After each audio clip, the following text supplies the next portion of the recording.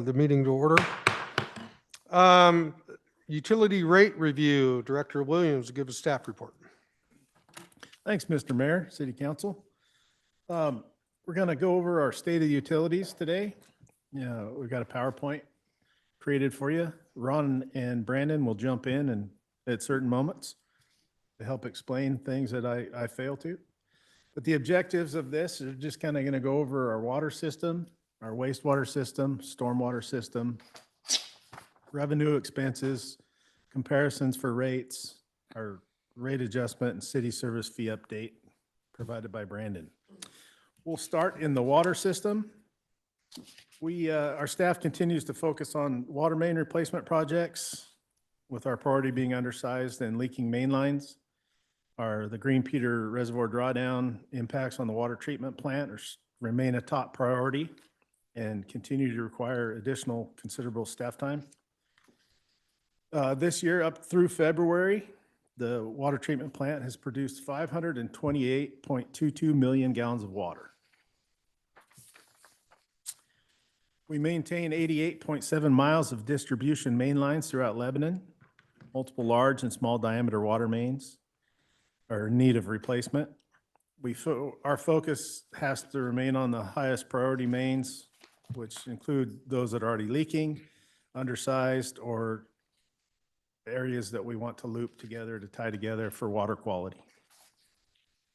Our distribution crews spend time repairing leaks, installing new meters, and general upkeep of the system. We have an average yearly funding for line replacement allows for approximately 2,500 to 3,000 feet, depending on size and location, of course. It equates to about a 160-year replacement cycle for the mains we have in the ground already. Typical ductile iron life cycle, which is the materials we put in now, is approximately 75 years. So we're well below the recommended replacement cycles for our water mains. Some upcoming projects we have. In an effort to change kind of the way we operate our water treatment plant, we're adding mixers to our reservoirs to maintain water quality. So we don't have to have such a large turnover in those reservoirs. That's going to happen this year. We have a water line extension on Stoltz Hill in conjunction with the Airport Road traffic signal project. Grant Street water line replacement is one we've been waiting to get done for quite a while. Still need some approvals from ODOT for ramp designs. Sherman Street, Main to Second, and a North Fifth reconstruction project tangent to Mary will happen this year. And our Cedar Street construction, the design phase of that project. Any questions on water? I'll just add one thing to the to the reservoirs that Jason was talking about. The reason we're putting the mixers in, we in the wintertime, we have a chlorine residual issue with those because our demand is roughly 2 million gallons a day. And so that's to try and get those to turn over to keep water quality in there is really complicated. It takes some finessing of valves to do that. So with the mixers, we can keep them mixed and not have that chlorine residual issue. So that's the main reason for that.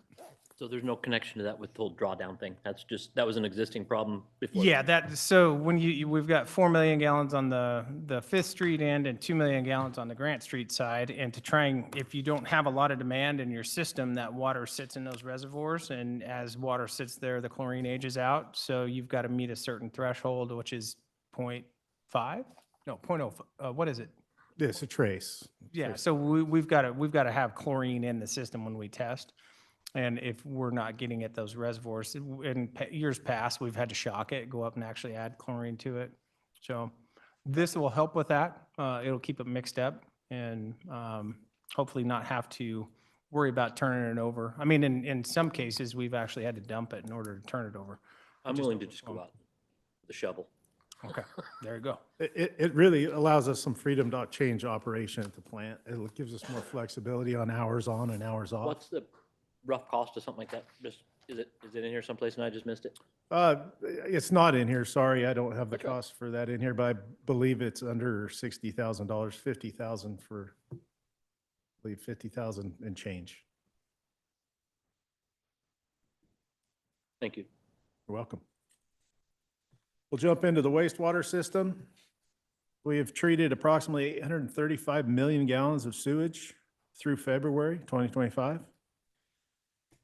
We're replacing, as it's not a maintenance issue, it's just a failure issue. If anybody that's been out there, the big aeration basins have these really old giant mixers that sit on top and make a mess. Those gearboxes are failing, so we've had to replace those. Of course, the lead time on those aerators is about 12 weeks, so we're trying to get a little bit of inventory of rebuilt product right now. We continue to see a substantial increase in our sewer lines and laterals that are failing. We clean over 19,000 lineal feet of sanitary main line and televised almost 12,000 feet over the last year.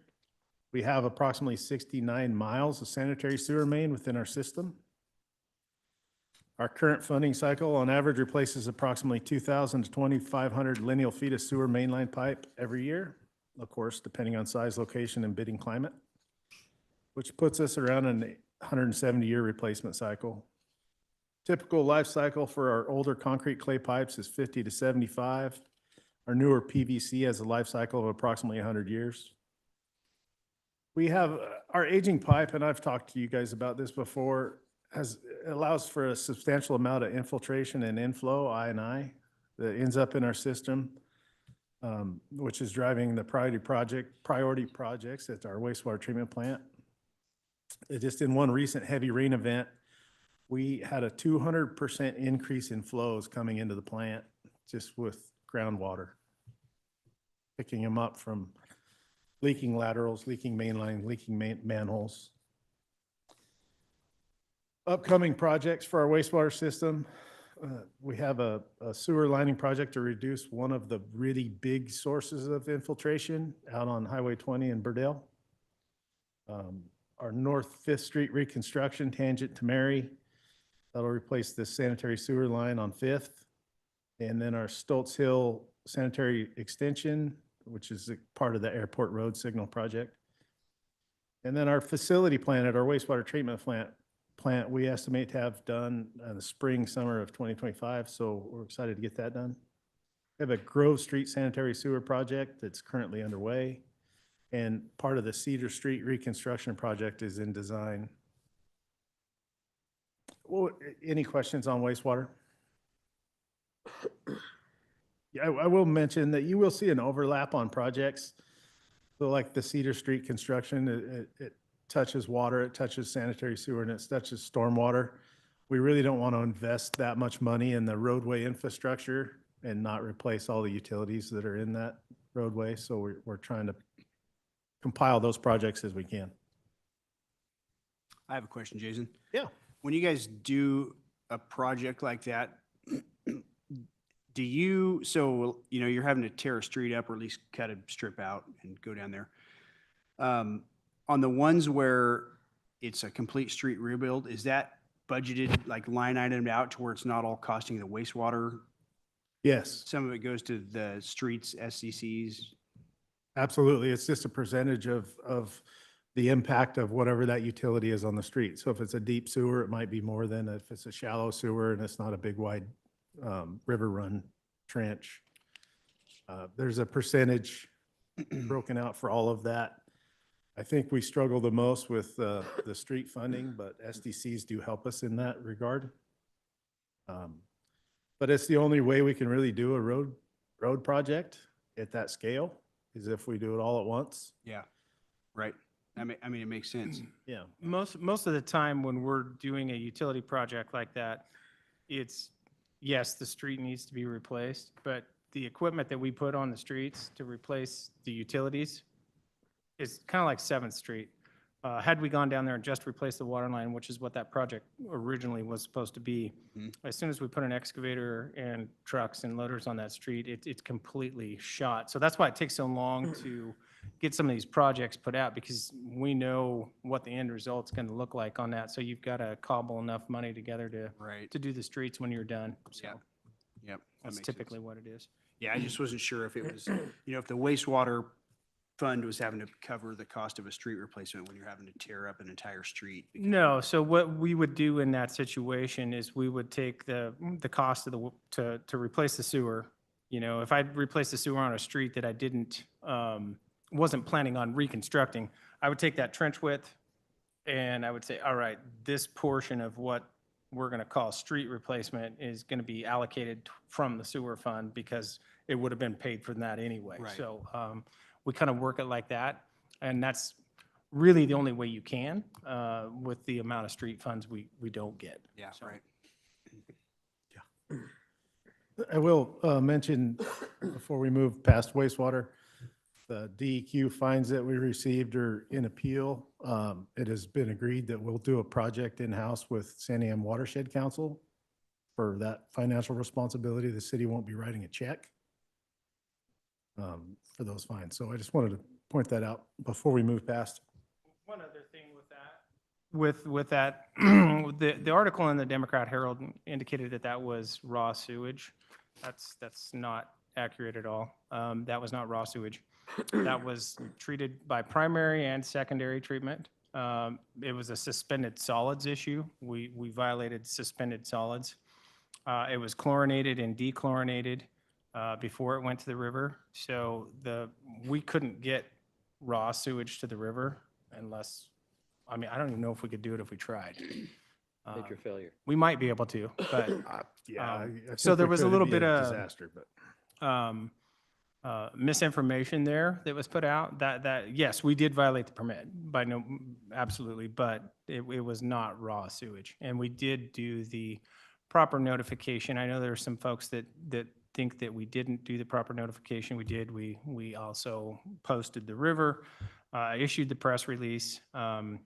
No press picked up on it, but we did issue the press release when we did it exactly like we were June. supposed to. Yeah. Could you go over, I missed the watershed, the city's not cutting the check for it. Could you explain that to me a little better, how that works? So there's some options with DEQ. You can either write DEQ a check for your fine amount, or you can be involved in a project with an environmental group like Santiam Watershed Council, I got doing you. reforesting riverbanks or whatever projects there. That's yet to be determined, the exact scope of the project. I got you. But I feel our staff time would be better used than writing a check. That makes sense. Thank you. Yeah, you're welcome. Move on to the storm drainage system. We have approximately 63 miles of storm drainage mains and 52 miles of open channel drainage within the collection system. Our main line replacement for storm is approximately 1,500 feet every 2 to 3 years. Based on the limited amount of funding the drainage utility generates, about 200,000 per year for capital projects. Our replacement cycle is very lengthy. We spend a large amount of spring and summertime mowing and weed eating and managing vegetation in those open ditchways. Make sure we have flow. Our storm drainage master plan has capital project sections, which recommends all the improvements and upgrades along with the typical life cycle replacements within that storm drainage system. All of the factors mentioned above will require additional funding to meet requirements and keep the system operational. Upcoming storm projects, Willow Street Storm Extension. It's getting ready to kick off now. We have a Second Street storm improvement, adding catch basins between D Street and Elmore Street. I think you have all driven down that and saw the puddles that never go away.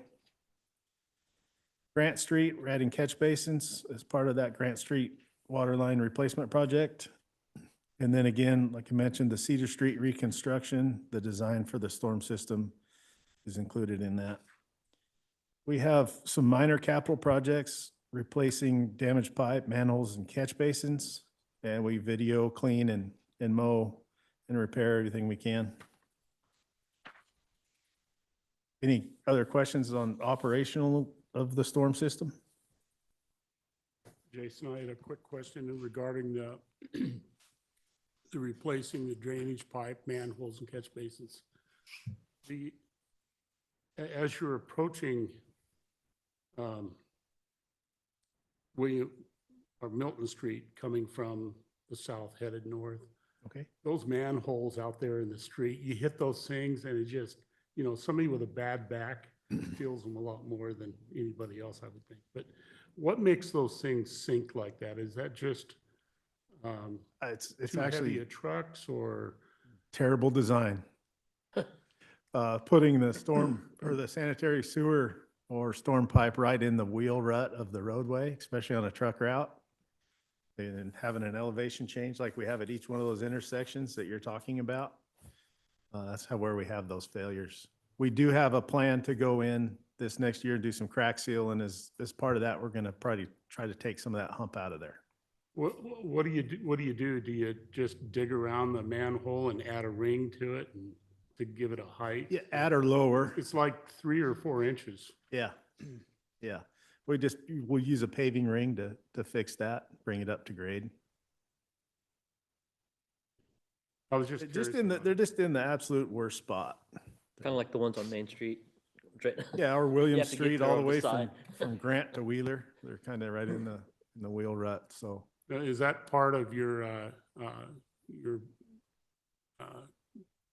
capital improvements? Actually, that'll be part of a streets project that we're gonna do with the crack sealing program. We've identified some spots that we want, why we have it cut open. We're gonna make some repairs, so, Great, thanks. yeah. I have a question on the open ditch maintenance you talked about. Is that done with seasonal workers? Because most of that's kind of spring, summer work. Some of it is. I'd say our full-time staff is right there next to them, though. There's so much of it to do. Is it legal to use like some kind of environmentally friendly herbicide? So like at the beginning of the growing season on those ditches, or is that off limits? I think it's legal to do. The reason we haven't in waterways is just the permitting process that it requires. Even with the environmentally friendly water approved, we still have to submit to ODA to get a permission to do that since they drain the salmon bearing streams. And it's just a cost issue. Yeah, it's hard to say I mean, I guess you could pencil it out, but it just seems like so many man hours are put into those It's mowing ditches all summer long. Yeah. You think if you had all those guys in the parks, how awesome the parks would be. But yeah, I'm just trying to think of cost-effective solutions to that. Yeah, there's a perception issue there. Walking through someone's backyard drainage way with Roundup or Yeah. spray is gonna Yep. get your guys' phone to ring pretty quick, I think. Yeah. Yeah, you're right. You're about that. Well, you also see a lot of erosion when you do that. And then you end up with other issues on top of Yeah. it. So if you don't have that grass root kind of keeping the bank together, you can really run into some erosion issues in the fall. We are making some improvements to those drainage ways to make it easier to maintain with rideable equipment, so there's not so much handwork. It's been a considerable amount of following a weed eater or a DR Yeah. mower around, so. Any more questions? I'll let Brandon jump into the money.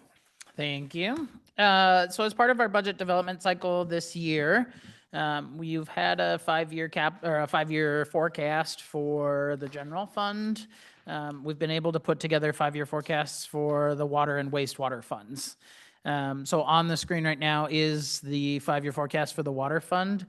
What we're looking at here is back from 2021, and these are all audited figures except for 2024, which is wrapping up. A 25 estimate, that's our current year that we're in the middle of now. The blue column represents what we are planning at this point for budget. Since we have not presented yet, that is still subject to some slight changes. So don't take it as 100% gospel today, but I don't think it'll change much if it does. And then we've got 27, 28, 29, and 30, those fiscal years as projections. What this is showing is that we plan on generating about $6.7 million in revenue in the water fund in 2026. That number and that charges for service number, the $6,481,000, that is without a rate increase for water, which is what is going to be before the council later today. We have some small reductions in interest earnings over the next 5 years. Some of that just as interest rates have come down some. We did just get notification today that our the local government investment pool where we maintain most of our cash reserves did experience a rate decrease from 4.7 to 4.6% moving forward. So those rates are coming down, albeit a little more slowly than maybe we all anticipated. But overall, we've got $6.7 million in revenue there. Kind of rolling down the page, you can see the operating expenditures. We've broken it out the same way we did the general fund, with salaries, necessary taxes, PERS costs, healthcare, and then some other payroll expenses. All told, we estimate about $1.4 million in salary expenses within the water fund next year.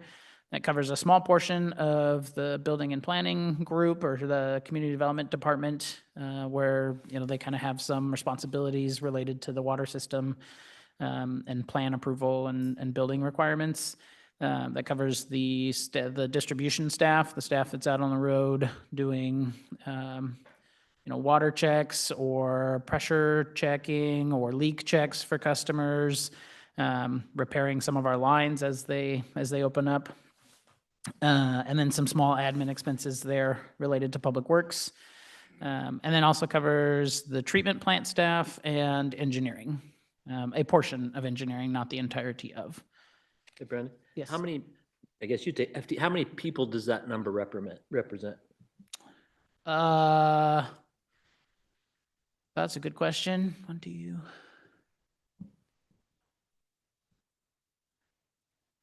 Probably about 10 or 11 people. And it's a portion for some of them, right? So there's about 4 FTE, I think, as far as dedicated staff for the distribution system, for those that are going out and repairing lines and such. There's 2 full-time FTE in the treatment plants. And then the rest of the folks are all kind of percentage based on the amount of work they're doing for the program. I got you. Thank you.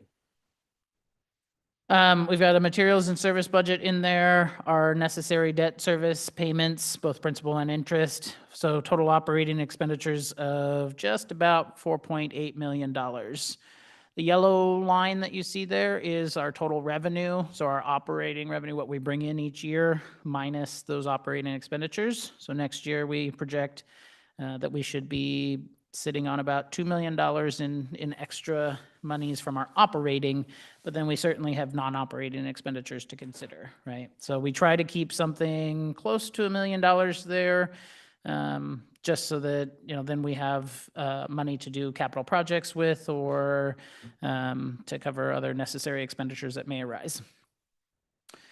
As far as non-operating expenditures, you can see the capital projects for 26 is budgeted at $2.8 million. That's a healthy list of projects, and Jason kind of covered those projects certainly. Moving forward, we've budgeted $1.2 million in capital projects, and some of it's based on staff time and capacity when projects can get rolling off the ground or get out to potentially a third party to help with the engineering, whatever it may be. So we estimate that the 1.2 million each year is a good number for what we have the capacity to handle. Interfund transfers out cover things like admin expenses, IT, the custodial expenses, stuff like that, and our building expenses as well. We always appropriate a contingency. Doesn't mean we're necessarily going to spend it, but for budget law purposes, we need to have something to fall back to if we have either some changes during the year that we did not anticipate or, PERS changes are more than we anticipate or whatever. So we do budget that appropriated contingency. It does not mean it's going to get spent necessarily. So all told in this fund, what we are showing is that if we did not revise rates from now through 2030, we'd still be sitting on $1.5 million in fund balance. Now, if you look at this graph, and so we've kind of put this in picture form for everybody, the green represents the revenue we're bringing in, that orange-ish, and blue is both, the orange is the operating expenses and the blue being that non-operating, so capital and transfers. You can see that, certainly we have done well as far as keeping revenue either at or right about the same level as what we've had for expenditures. Moving forward, that isn't necessarily going to be the case if we leave rates where they stand. So you start to see that black line, which is our fund balance, you start to see that fall. With this projection, you'd make it probably to 2032 before you had an actual issue with the fund, as far as running into a deficit. So that is good news, certainly. As far as water rates are concerned, we have some potential wiggle there, and that's also why we weren't asking for a rate increase on the water side this year, because we have adequate reserves to help kind of handle that, and we'd like to buy some of that down. Questions on the water fund and the projections? The 1.2 that we actually factored for a yearly capital expense, you might see that one year we do $600,000 worth, and the next year we do $2 million worth. It just, again, it fluctuates with your projects, and if we've got a project where we really need to replace a water line, but the roadway needs to be replaced, it's likely that money's going to get set aside in the water fund and sit there until we can get enough money to do the rest of the utilities. So all in all, I think it's pretty aggressive, 1.2 million. I think we're in a pretty good spot there with the water fund. Just because I Google math this whole thing, how many, if it's a $1.89 average raise for everybody, how many people is that? I see 5,700-ish meters or something. That can't be the right math, what we're raising with this, is it? Yeah, it's very minimal, very minimal. So we project no increase necessary in water at all. I mean, their bill's going to go up $1.89 or whatever. Average, is what it said. Operationally, you're going to see in all the funds that we're going to be in pretty decent shape. I think that the increases that we're going to be proposing strictly relate to capital. We know we got a big wastewater project coming. We don't know quite yet the scope. We don't have all the money set aside for that. We're taking on multiple different fronts, lobbying efforts, grants. How are we going to put this together? But right now we're sitting with, in wastewater, which Brandon's going to cover, like somewhere around 18, 19 million there total. I'm just put aside for that. The impact to me for what there's, and I equate this to, if I gain 3 pounds every year, it doesn't sound so bad until I've done it for 10 years or 15 years, and then all of a sudden I'm fat. But we're gonna have people in here, then people that are gonna be frustrated. It's not a lot of money, and we sitting up here feel okay with $1.89. It's only $1.89, but I feel like we're really wearing on some of these people with our it's not that much money thing, especially timing wise right now. Let's face it, we're not going to get people who are going to be in here talking to us later to separate that $18 from this $1.89. Oh, absolutely. And I think that's why we're trying to make the point to you that operationally and through our yearly capital stuff, we're fine. We're looking at this more of a long-term, and Brandon can show you exactly what we're talking about with he's got 2 different 5-year projections on the wastewater fund, and which is where that hits. But water, yeah. Hey, let's do this for the work session. Let's focus on the data and the data that we're going to be using in our policy making, and not so much on the political side of it. So we can get through this information. We'll have the public hearing where we can talk about the effects on the public and whatnot. But right now, I think it'd be beneficial if we just focus on this data and get it absorbed before we go into public hearing.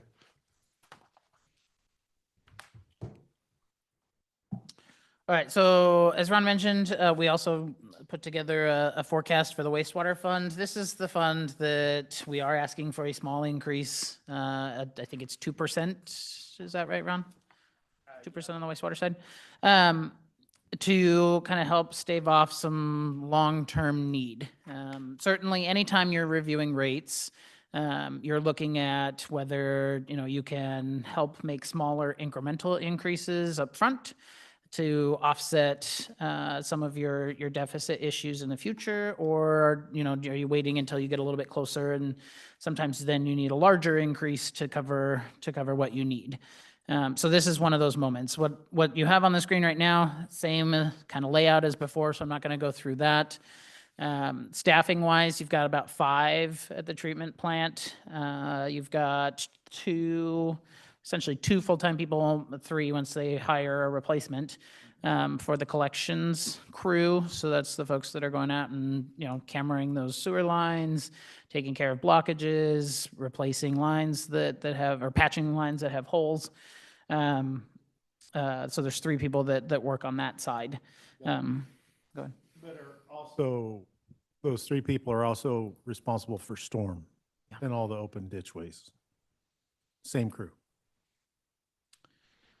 So what we are looking at here is certainly, we have, revenue of about $7.5 million, expenditures of almost 4.8. It's 4,763,000 for a surplus there of 2.8 million.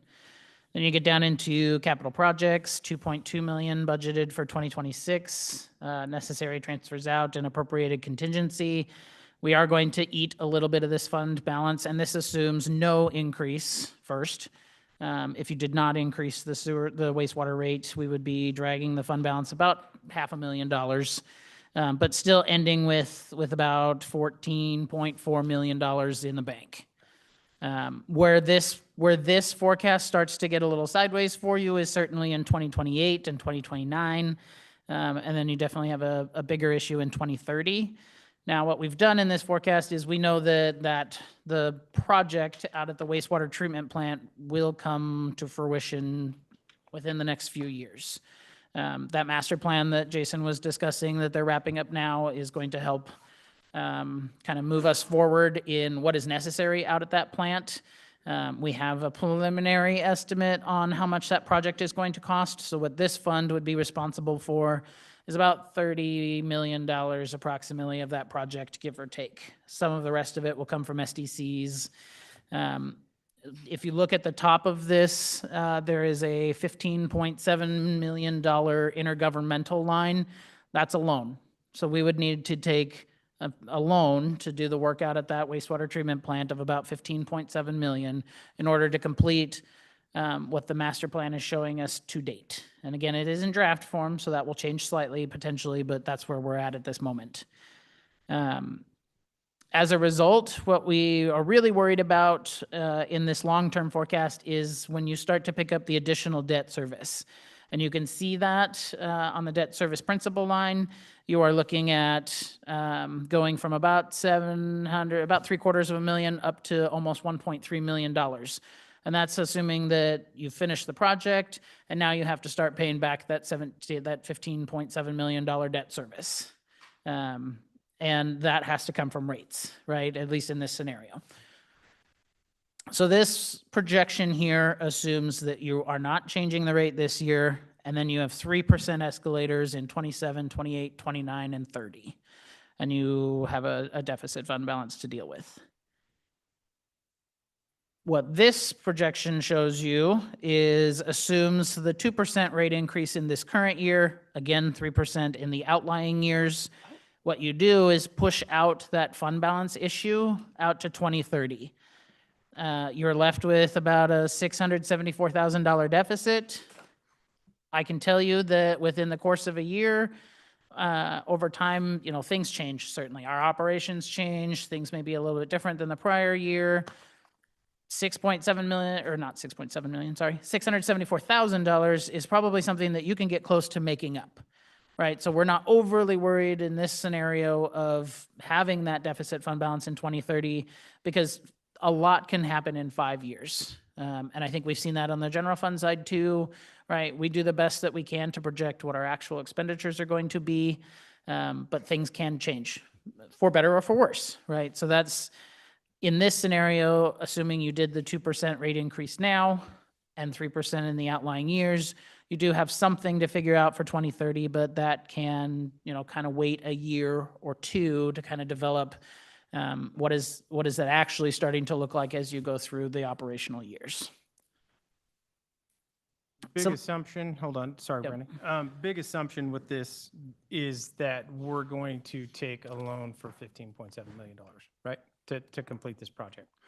I think That's what you're seeing here. That's what this model was built on, was that that's going to be the case. That may or may not be the case. We don't know the answer to that question yet.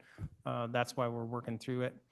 We also don't know what final price on construction looks like. I mean, we haven't started the design. So we built the model based on, I don't want to call it worst case scenario, but it kind of is. Worst case, you know. Our it's best just- information yeah, to date. it's the information we've got at hand.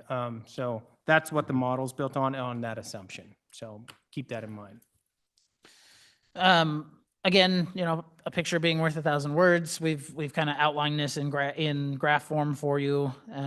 And you can see, you know, what we're discussing. This is, again, if there were no changes to the wastewater rate tonight, then you start to see that fund balance drop off in 2028 with the project construction. 2029 and 2030, you still have a deficit issue to take care of. So we've highlighted that in red.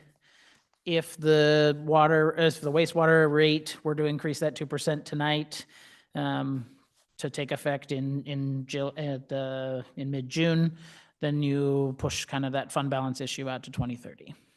So. Any question on the wastewater projections, concerns about what's in there? Okay. So on the next page is our financial methodology. We're using, I believe, 5 units of water. We're basing this on 5 units of water. You can see the what we have today, what our charges are today, what we're proposing, and the difference in those. Turns out to be right around $1.90 on an average bill, right? It could fluctuate if you use more water, don't use on the sewer side of things. Storm drainage, not so much. Those stay pretty static. So as Jason alluded to it earlier, it's 1 cent a gallon to get water to your house, treat it, get it to your house. And it's 2 cents to take it away and treat it and put it back in the river. So John, all told. Did you get these numbers off my water bill? Because I think that's what my water bill is. Could be, yeah, could be. Any questions about those there? Okay. So the next one is actually some good news, I guess, if you want to call it good news. Last year in this rate survey, City of Lebanon was around 3rd highest out of this survey that we did. We've dropped down to about 6th. We are about $11, I believe, over the average, $12 over the average, just looking at those numbers there of what this survey shows us. What it says, and we've known this, the improvements that we've done to date, we were out in front of other cities, in some other cities, they're starting to catch up. And some of these other cities that are down below there, we know they have projects coming, they just haven't gotten around to raising their rate structure to do that. That's the one thing about water and wastewater infrastructure. We did a financial survey through the state where everybody in the state has an opportunity to say, hey, these are the needs that we have. I want to say that number was about 5 billion that came out of all the cities throughout the state of Oregon. So you can see that these are going to raise these rates here with those folks as well. So that is one piece of good news, though. I guess it doesn't change our rate structure, but it does show that other cities are starting to catch us, and it's not we're not an anomaly on this. So we do not have the highest rates in the state, and we are definitely not the highest in this survey that we did. Any questions about that, or any questions about the utilities in general?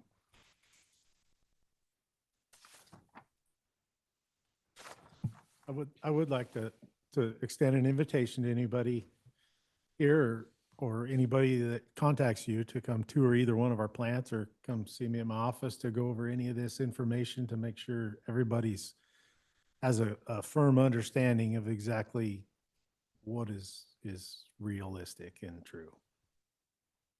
Yeah, we're all more than willing to do that at any point.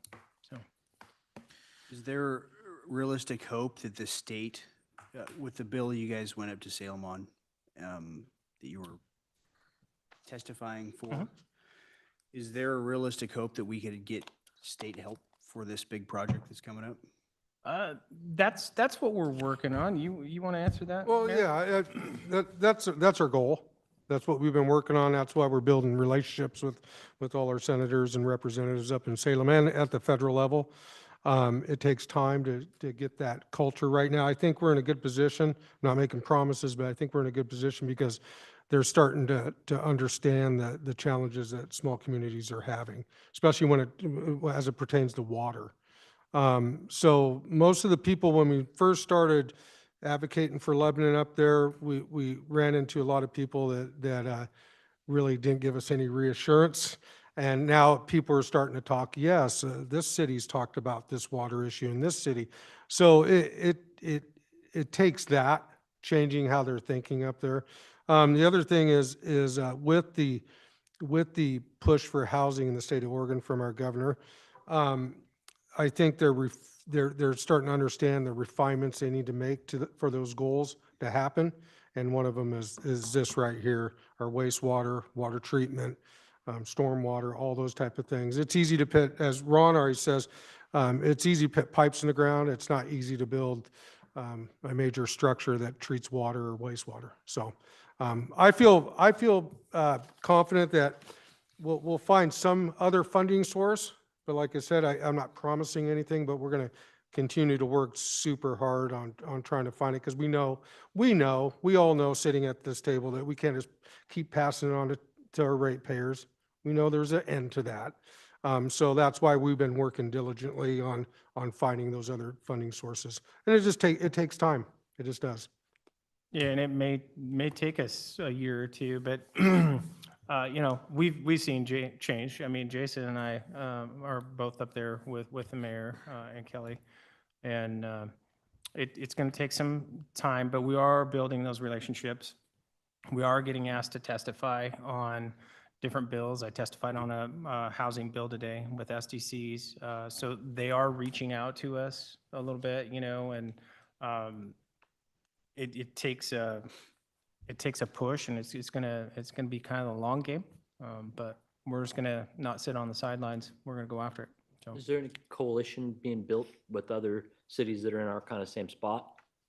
we've got the League of Oregon Cities that advocates for us, right? So we do a lot of stuff through the League of Oregon Cities, and then we, of course, have got Sean, our lobbyist, who monitors these bills, and with the council goals that were set on the legislative actions that were being taken place this year, we're focusing in on those, trying to hit those, but there's no real group of people. Feel like there'd be more weight if there was 5 guys like you, and I appreciate you guys taking your Yeah. time to do that. It's very valuable to us, I think. But it feels like we need more voices saying the same thing. And I think they are. I think it's really complex to get multiple cities together to agree on one topic. Yeah. We've got a different need than Albany's got a different need than Corvallis, and they see a different route to get there. So we're up there advocating for Lebanon, and that's where we're focused on. Is there a benefit for more cities? I think that's where the League of Oregon Cities comes in, and we do it through that conglomeration, rather than try to partner with other cities and fight for that same dollar, I guess. But that's just my opinion. But And I do know we are not the only city speaking to our representatives. We hear that about every meeting, that they've heard from many different cities, communities our size. with the Yeah, same- that's just what same I'm being exact sure of. There's issues. other squeaky wheels up there other than Yep. just us. And there is. I never thought I would be doing something like that in my career, but I think it's important to note the $30 million project, the wastewater treatment plant, estimated project, is completely driven by regulation. It's not choices that we're making. It's choices that somebody else is making. yes. I would like to piggyback on that when we first started going up to Salem, we didn't hear a lot of other cities when we talked to representatives, senators. We didn't hear them say what they're saying now. Oh yeah, the city of Sweet Home was here, or the city of Silverton was here, or whatever. We're hearing that now. So hopefully we got in front of that main push, and we're on the forefront of their thoughts. And as Ron stated, we're up there representing Lebanon. I'll be totally honest, I'm kind of greedy in that way. I'm gonna be up there advocating for us and getting our necessities funded before I worry about another city. If I'm worried about another city, then I'll run for a different office. So. I and- totally support your efforts. If you don't ask, you won't receive. Exactly. And going to Washington DC, it sounds to a lot of people like, well, that might be a big waste of your time, but I don't think so. I think it opens up the door to the next step. Well, the Washington DC trip, people have stated that, it might be a waste of money. A lot of that's paid out of our own pocket. Well, for me anyhow. So, it's not that we're, like the mayor's going on the taxpayers' money. There's a small portion of it, but that's out of the travel budget. But it's a dedication to, the team that's going back there. It's a dedication to the city, and we're trying to bring as much value back to the city as possible. And the only way to do that is you have to go out and advocate for your city. You have to. There's no other way. You can't sit back and expect someone to reach out to you and go, hey, do you want $10 million? I care Doesn't about work no that other way. city either, but I don't mind other cities helping us push to where we get. What's that? I don't mind enlisting other cities to help us. I only care about Lebanon, but us going up there, the state might respond more to a group of cities Well, than just one city. I is all. I think it's already happening, because last time we were up there, they were talking about a lot of cities complaining about the same problem. I was on a call with Representative Bynum on Saturday for mayors out of this district, and every single mayor in this district talked about water issues. Every single one of them. Before, a year ago, I didn't hear that. I hear it now. So hopefully like I said, we're on the forefront of their thoughts that, hey, and we keep being the squeaky wheel, and they go, hey, Lebanon's been asking the longest, we'll put them number one. So. So we do have one more section we want to get through real quick. As part of the passing of the city services fee, the ordinance, I think, maybe the resolution ordinance, said that we would bring to you kind of an annual review of that as part of with the utility rates. I want to make a couple of things clear. One, the city services fee, we are not requesting an increase in that. You just passed that in November, kicked off with the January billing cycle. Second, I lost my train of thought. Thank you. It has nothing to do with utilities. That city services fee, we've heard it a few times. Yes, it may exist on the city utility bill. It was purely our distribution method to collect that fee. So it's not even really a utility bill anymore. It is just it's a bill for services within the city of Lebanon, which includes water, storm drainage, wastewater, and now the city services. And those city services, as a reminder to everybody, covers the police department, the library, the senior center, municipal court, our planning office, and parks. So there's a whole host of things that fee helps to cover. As part of this presentation, we wanted to just quickly run through what we are looking at as far as the projections for the general fund for the next few years. All told, I have no red on this 5-year projection, which certainly was kind of our stated goal regarding the city services fee. You do see that as we get out further, that by the time we get to 2030, we're looking at, about $12,000. We're basically flat as far as our reserve fund is concerned, making sure that we have enough to meet our 17% required minimum. But that city services fee is working the way it was intended. So we are not proposing an increase to that fee in this current year coming up. This projection does have minimal increases, and I think it was 2.5 is what I plugged in. Yeah, it as far as wasn't- the projection it was was concerned. minimal, very It was minimal. small. Smaller than our wastewater fund. One of the other things we've heard is certainly, you've got $14 million in fund balance in the wastewater fund, almost $4 million on the water fund. Those funds have to stay in their respective funds. And they should, right? People are paying for a service that they expect that money is going to cover the service that they are paying for. So I can't take money out of the wastewater fund, for example, and backfill the general fund to help with some of the issues and to keep things as low as possible. Unfortunately, the financial structure and ORS doesn't allow for us to do that. So we'll be sure to put that money towards those specific programs, keeping the water system going, keeping our sewage flowing to the treatment plant and back into the river once it's been treated. But what we are looking at for the city services side is that things are moving along as we had hoped. So with that said, here's the, as a reminder, the existing structure. There is no proposed increase on any of those. And I think any of us would certainly be happy to answer questions if you have them. No questions. Just remember, we'll have our opportunity during public hearing to really debate, so. Okay, if there's no questions or comments, this meeting is adjourned at 5:50.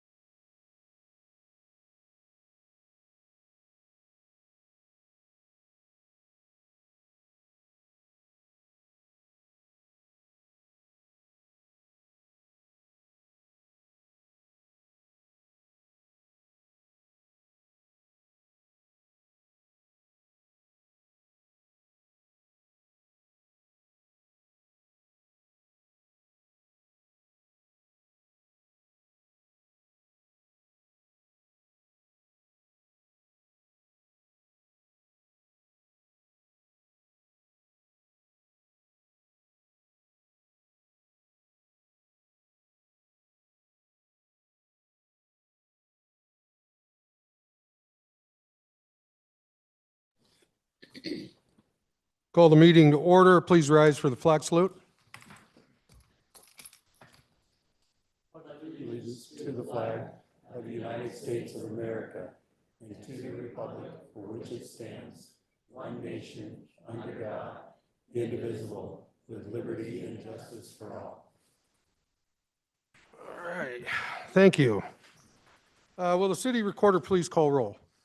Mayor Jacola, Present? Council President Steinhebel. Here. Councilor Conti. Here. Councilor Mann. Here. Councilor Salvage. Here. Councilor McLean. Here. Councilor Workman. Here. All righty, thank you. Moving to the consent calendar, following items are considered routine and will be enacted by one motion. There will not be separate discussions on these items unless the councilor so requests. In this case, items will be removed from the consent calendar and considered separately. Agenda, Lebanon City Council Agenda, March 12, 2025. Approval to award Willow Drive Storm Drainage Improvement Project. The board minutes from Library Advisory Committee, December 10th, 2024. Parks, Trees, and Trails Advisory Committee, January 15th, 2025. Planning Commission, December 18th, 2024. Council meetings from February 12th, 2025, regular session. Easement for Black Rock Apartments and Hickory Lane Apartments. Right-of-way dedication to Black Rock Apartments. Is there a motion? Move for approval. Second. Motion's been made to approve. It's been seconded. All in favor? Aye. Aye. All opposed? Motion passes.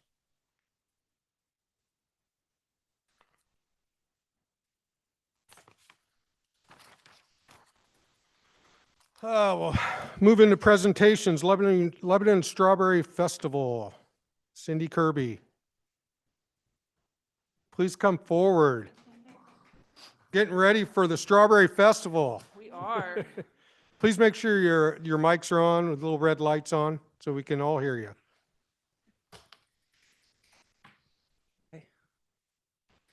He's got a presentation he's going to bring up while he's doing that.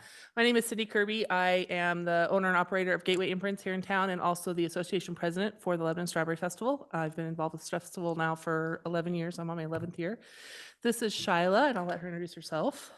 Yes, I'm Shyla Malloy, and my day job is the Executive Director of CASA of Lynn County, and this year I'm serving as the chair of the Strawberry Festival.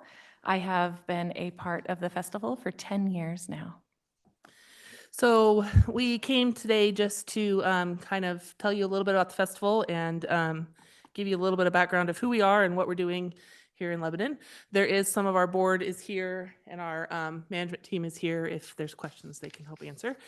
So we are the annual community festival in Lebanon that promotes the cultural, social, and economic development of Lebanon. We are a 501c4 nonprofit, and it's the Lebanon Strawberry Festival Association. The association has a board, and then we have the committee, the Lebanon Strawberry Festival Committee, that's what Shyla is the chair of. It's 100% volunteer ran, has been from the very beginning in 1909. In 2024, we did hire a management team that has come in and just helping with the growth and manage that growth. So our committees, we have 23 committees, 200 volunteers, and then the management company. The festival is 4 days. It's 2 parades, carnival, vendors, live entertainment. Has everybody here been to the festival? Anybody here has not been to the festival? Well, see, look at that. So you've probably seen it grow over the past couple years. We do offer some scholarships for the senior court girls, and we're working on scholarships for the junior court. Go ahead and change it. This gives you some of our demographics. We serve 27,000 people approximately in 2024. You can see from this graphic that 53% of the people that come to the Strawberry Festival come from outside of Lebanon. Which is kind of cool. It's a very diverse age group. Most of them are in that 12 to 18 to 35 kind of range. And we bring people from all over 29% say they're not even in the Willamette Valley. So they come from Portland, Eugene, Salem, Washington. They come from all over. And they participate in all the different things that we have pretty pretty diversely. We do lots of different things, so everybody seems to participate in most of that. I'm sure you've all seen the parade downtown and all the chairs that line the streets for days. So this slide kind of gives you the numbers of our growth. In 2018, we really started growing and working on growth. Last year, we brought in $519,000. It cost $472 to put the festival on. Of that, $124,000 was cash sponsorships, and $178 in addition was in-kind sponsorships from the community. We have sponsorships from Toyota. A lot of them are local, but we do have national sponsorships as well. And over the last 3 years or so, we've been working with LPD and the fire. We spent some time with Department of Homeland Security. We are a SEER 3 event, and it just talks, there's a little bit there about what a SEER event is if you don't know. It talks about the risk factor and how dangerous or how much federal aid you can get. So the leadership for the festival meets with the city, fire, police. We usually start in March, and we've been talking recently about setting those meetings up again. And we walk through the festival grounds, we talk about what we can do. We've had dogs out there, we've had different things that we've done to try to make sure the festival is safe for everybody. Our entire security team is DPSST certified, has been for several years. So we've been trying to get their assessment. DHS has come in, they've run drones over the top of our parade, over the top of our event, to try to just help us make sure that it's the most secure and best place for people to come. That's really been a priority for us the last few years, so we're really proud of that, and we're continuing to work on that as we go. So what is the Festival to Lebanon? It's tradition. It's a longstanding tradition. It started in 1909. We are an Oregon Heritage event with the state of Oregon. So as I mentioned before, 53% of our patrons come from outside the community, bringing 14,000 additional visitors to Lebanon for the weekend. It makes people happy, usually, unless you're the type of person that doesn't want to be in town when the festival is happening. We have 5 scholarships that we give out every year. They used to be just a few $100s. In the last few years, they've been between $1,700 and $2,800 per person. They vary based on money that comes in from scholars, from money that they bring in from the community individually that they raise, and also money that comes in from sponsors, mostly InTech. They're a big supporter of that program. We also donate to nonprofits around town. We donate to the Strawberrians, LPD, the Flower Show, Dayless Blue Angels. East Lynn County Cross Country does our cross country, so they get some money from that. And then in 2019, we did give $100,000 to the city to help with the park development, and we've put in a lot of the funding for the park development. This is just some pictures from our festival. The picture on the left is from 1931, and again, in 1975, our cake was in the Guinness Book of World Records, and we served 16,000 pieces of cake. That's still what we serve today. The picture on the right is the current cake. This is our parade. Our grand parade is 2.5 miles long. It starts down here. We stage right outside this building. We go all the way through downtown, all the way down to where Pizza Hut and Dutch Bros and Market Street, down on that end of town. Junior parade is only 5 blocks. The grand parade is on Saturday, and our junior parade is on Friday. There's some aerial views. This was done from a community member that had an airplane and took these pictures in 2019. This is our run walk. Last year we had 700 participants in the walk and the run. They start down at American Legion and they run the parade route, and then they come back. It's a great way. It's before our parade starts, so while the parade is staging, the run is happening. As I mentioned before, it is a fundraiser for East Lynn. So it's a great opportunity for the students to kind of learn what it is to manage an event and do the run and the walk, and it's fun. Everybody likes watching them run through downtown. Fireworks we have on Saturday night, as well as our live stage entertainment. I think the next ones are just some pictures you can kind of go through. That is our, if you go back one. Yeah. So we serve shortcake on Saturday. And then that middle picture is the crowd. That was Saturday night's crowd in 2023. So our carnival has 25 rides. And we also have a family land we started in 2023. That's a free area for families to go and be entertained and not have to pay extra. And then we have live entertainment on the stage. We bring in live entertainment usually out of Nashville. It varies year to year. We have 100 vendors that come in approximately. Saturday night is our fireworks show. It's the only night we do fireworks now. And we have free shortcake on Saturday after the parade. So we give it all out, and what we don't give out at festival gets given out around town.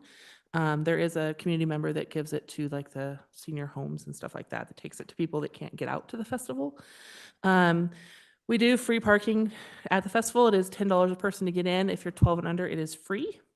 And then on Sunday, we have Transform Lebanon, which is the church service that comes and uses our main stage, and they have their multi-church community service. And then on Friday, we started a private event where we have DSP Connections come in before we open, and they bring in people that have sensory issues or disabled, and the carnival opens for them early.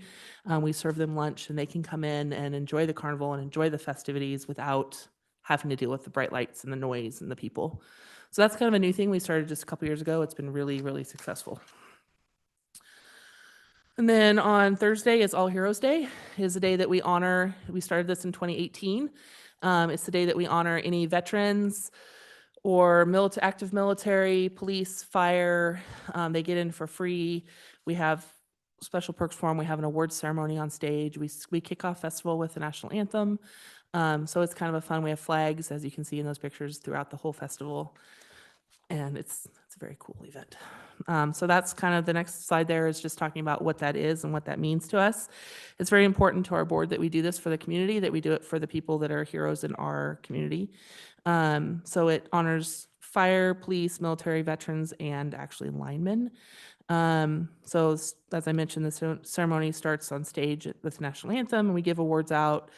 The police pick somebody from their group that they want to honor, fire does the same, et cetera. And there's usually SWAT and some other Lynn County groups come in, and kids can fly all over I think we had tanks there last year that the kids crawled all over. They loved them. It was very cool.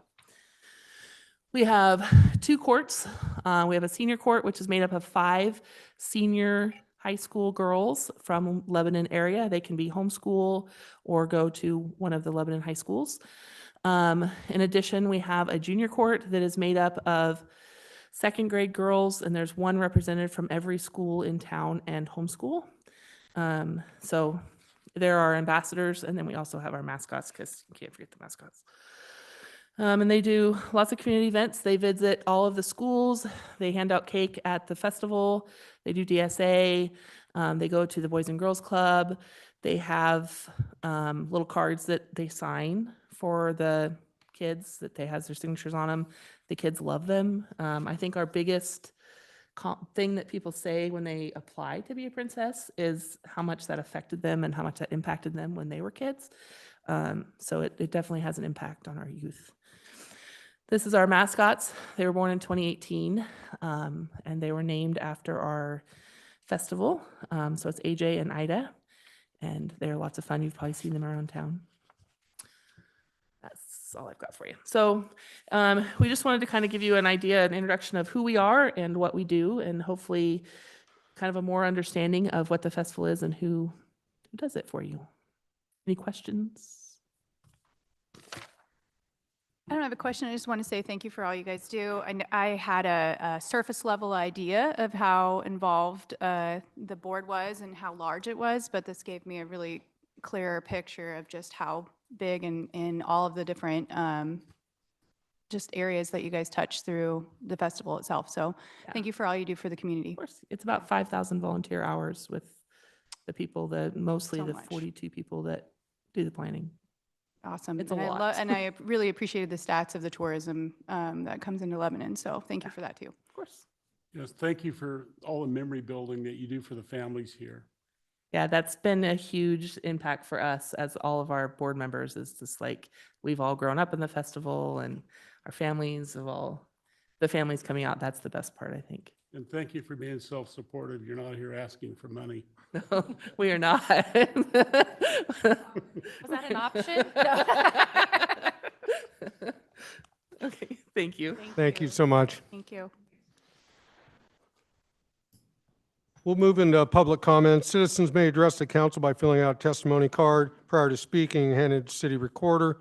Each citizen is provided up to 5 minutes to provide comment to the council. The council may take additional 2 minutes to ask clarifying questions. The city recorder will accept and distribute written comments at speaker's request. If you're here tonight, I know that there's probably some people here tonight to speak about possible utility increase. You can either, I think I only have one card. You can either speak now during public comments, or you can hold your comments to the public hearing. It's up to you. So, Steve Smith, did you want to speak during public comments or during the public hearing? Okay, all righty. Well, you have 5 minutes. I always explain this. When it gets yellow, you're almost done. When it gets to red, you're done. So I don't like to be that way, but you'd be surprised if we didn't. We'd be here until 2 in the morning, which isn't bad. But since it's up to me, Mr. Steve Smith of Ward 1.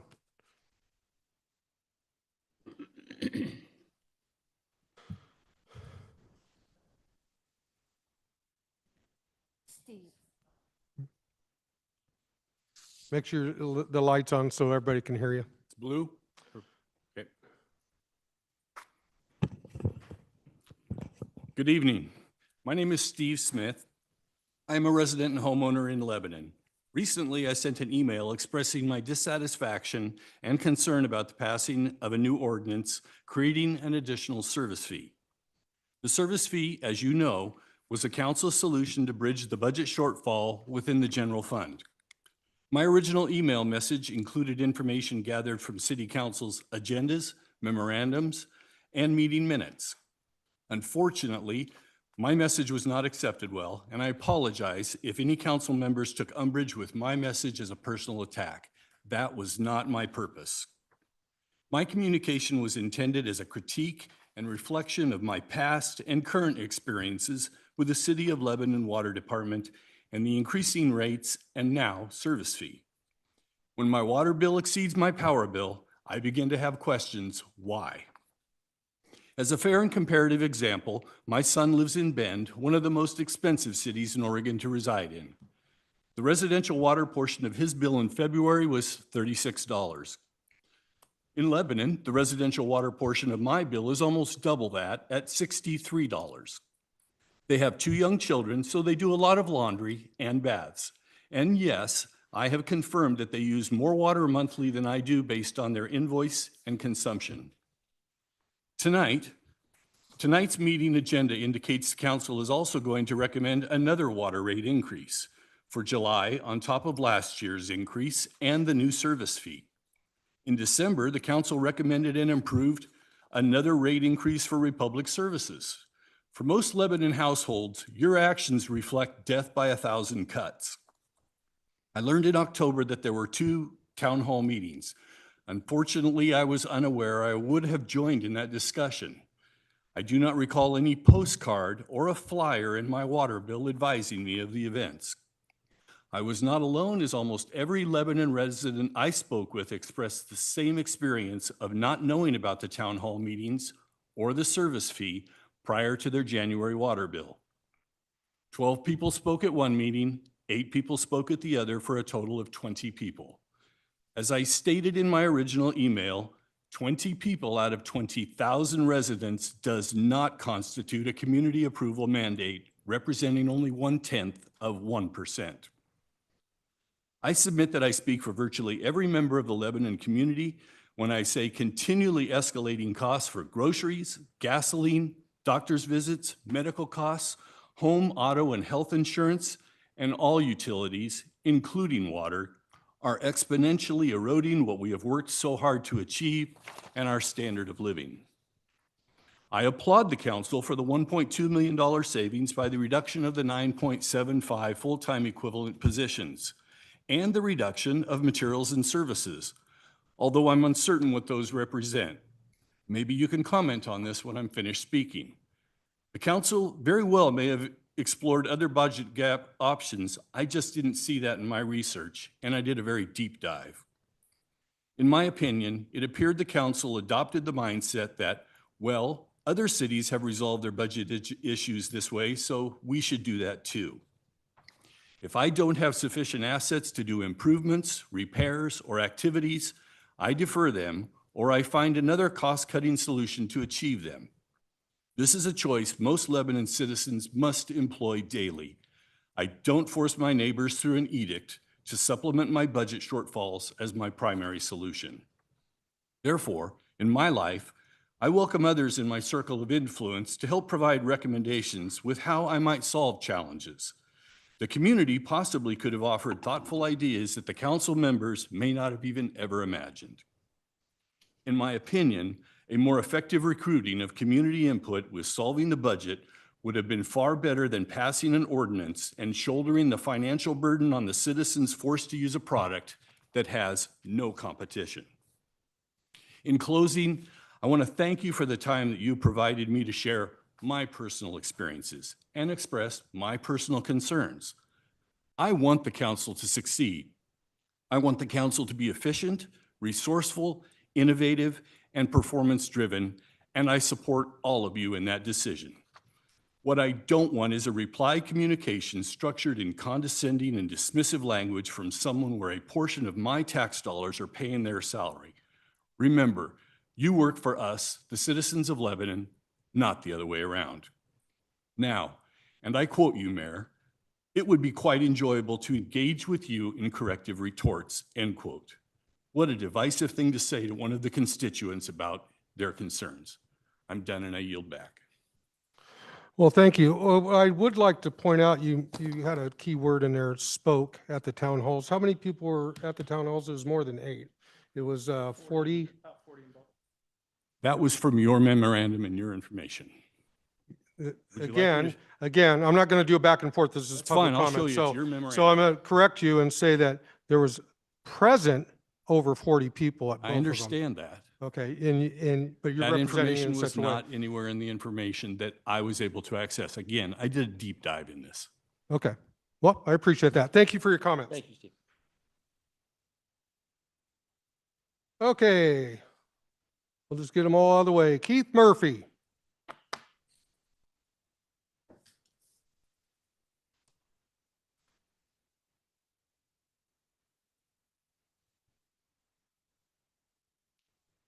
Before you turn your light on, I want to remind you of something.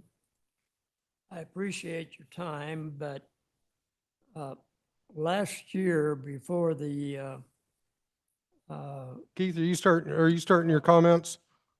Are you starting your comments? well, I want to remind you of something first. Okay, just remind me of something real quick then.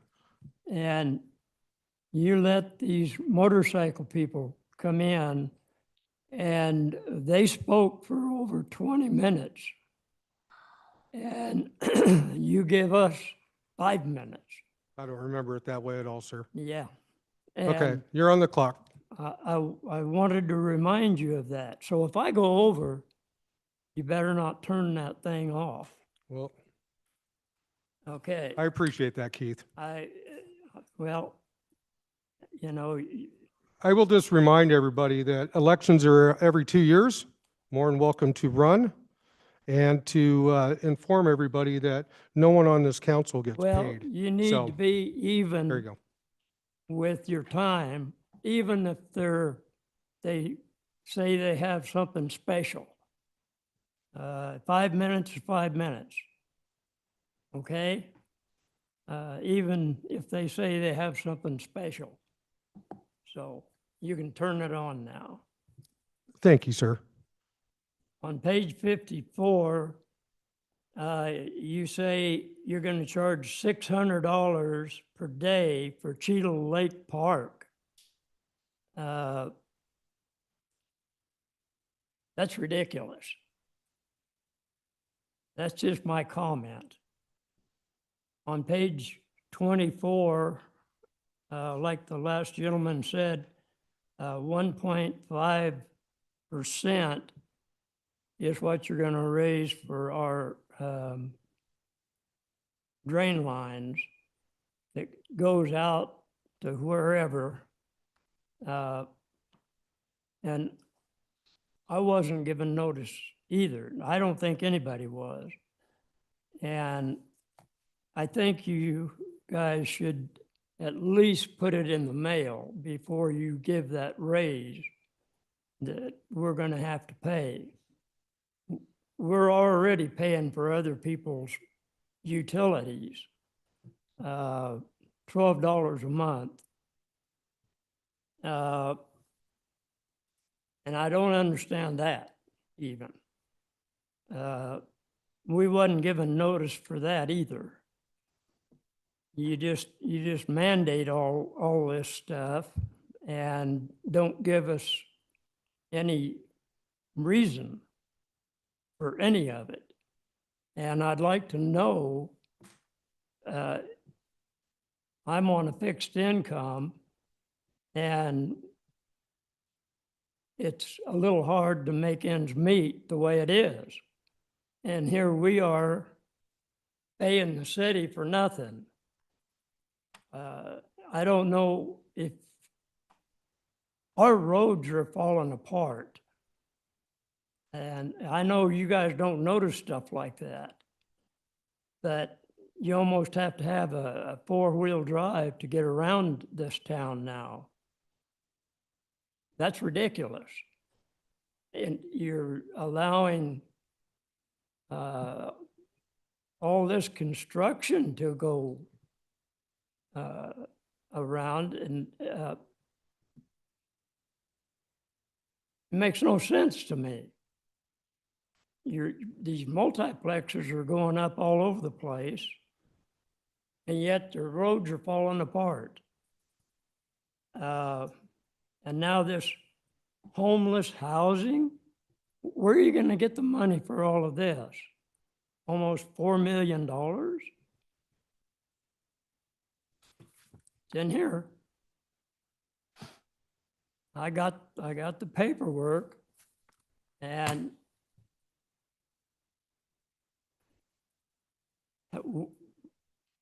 where are you going to come up with that?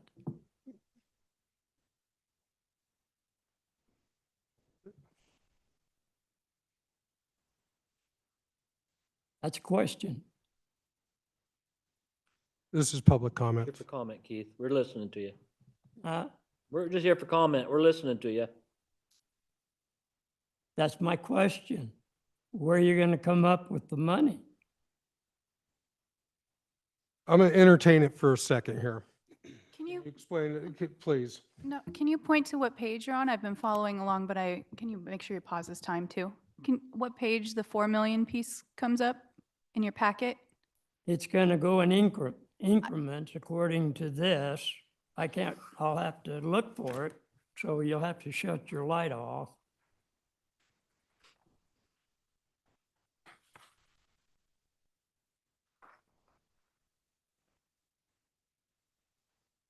You guys need to look too. Because I only had today to look through this.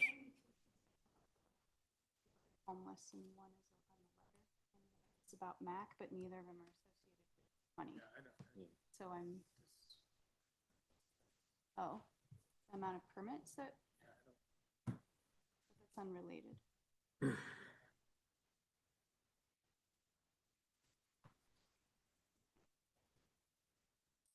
I think it's safe to say the city of Lebanon is not paying $4 million No. for homeless housing. We That's have not. no that's- plan to that's do not that, on Keith. our. That's not on our radar. That's not on our budget. We're not. My intention was just to make sure if it was an error in the Right. packet that it was corrected, Yeah. just so we're clear. It was 'Cause you're what? obviously, we're not paying $4 million for homelessness I'm projects. sorry. We're not paying $4 million for any homelessness projects in the city of Lebanon. Well, what'd I do? Misread this? I might have, I don't know. Okay, well, I'll see if I can't find it another time and get with you. And Does that conclude your remarks, Keith? I'm sorry. I Are, can't- are you done? Does that conclude your remarks?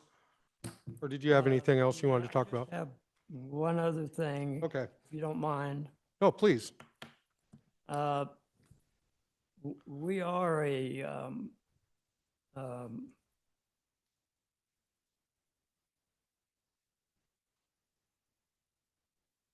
I'm sorry, It's All fine. right, Keith?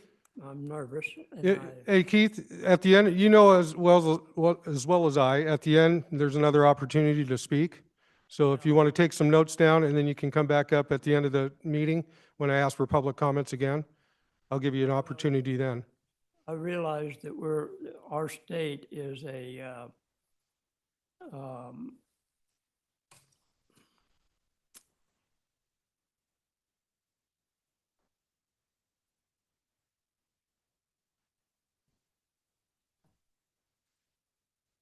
well, let me do this. I have the number for ICE, and the number is 1-866-347-2423. And that's the number to call, because if you need to call them, that's the number to call. Already. Thank you so much. Thanks, Keith.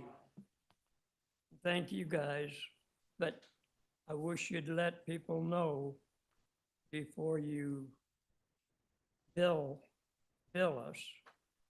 You know, these are mandates that you guys are pulling. And I don't think it's legal. Thank you. Thank you. Next is Jeremy Gunther.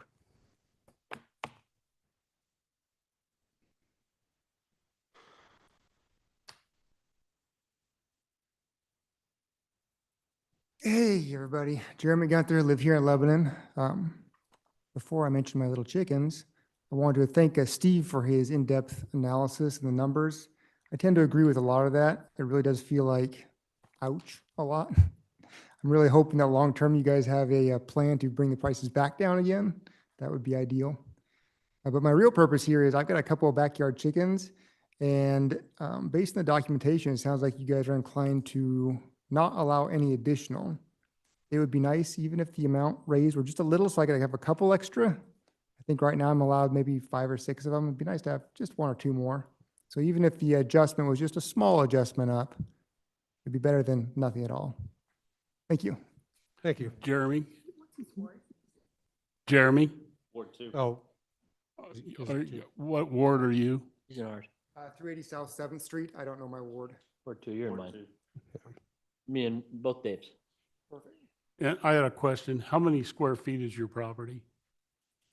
Oh, I don't know that either. I do remember looking it up when I calculated how many chickens I was allowed to buy. It's sizable for Lebanon, but it's not huge. Calculate out however many I'm allowed to have for 5 or 6 chickens. That's what I've got. Thank you.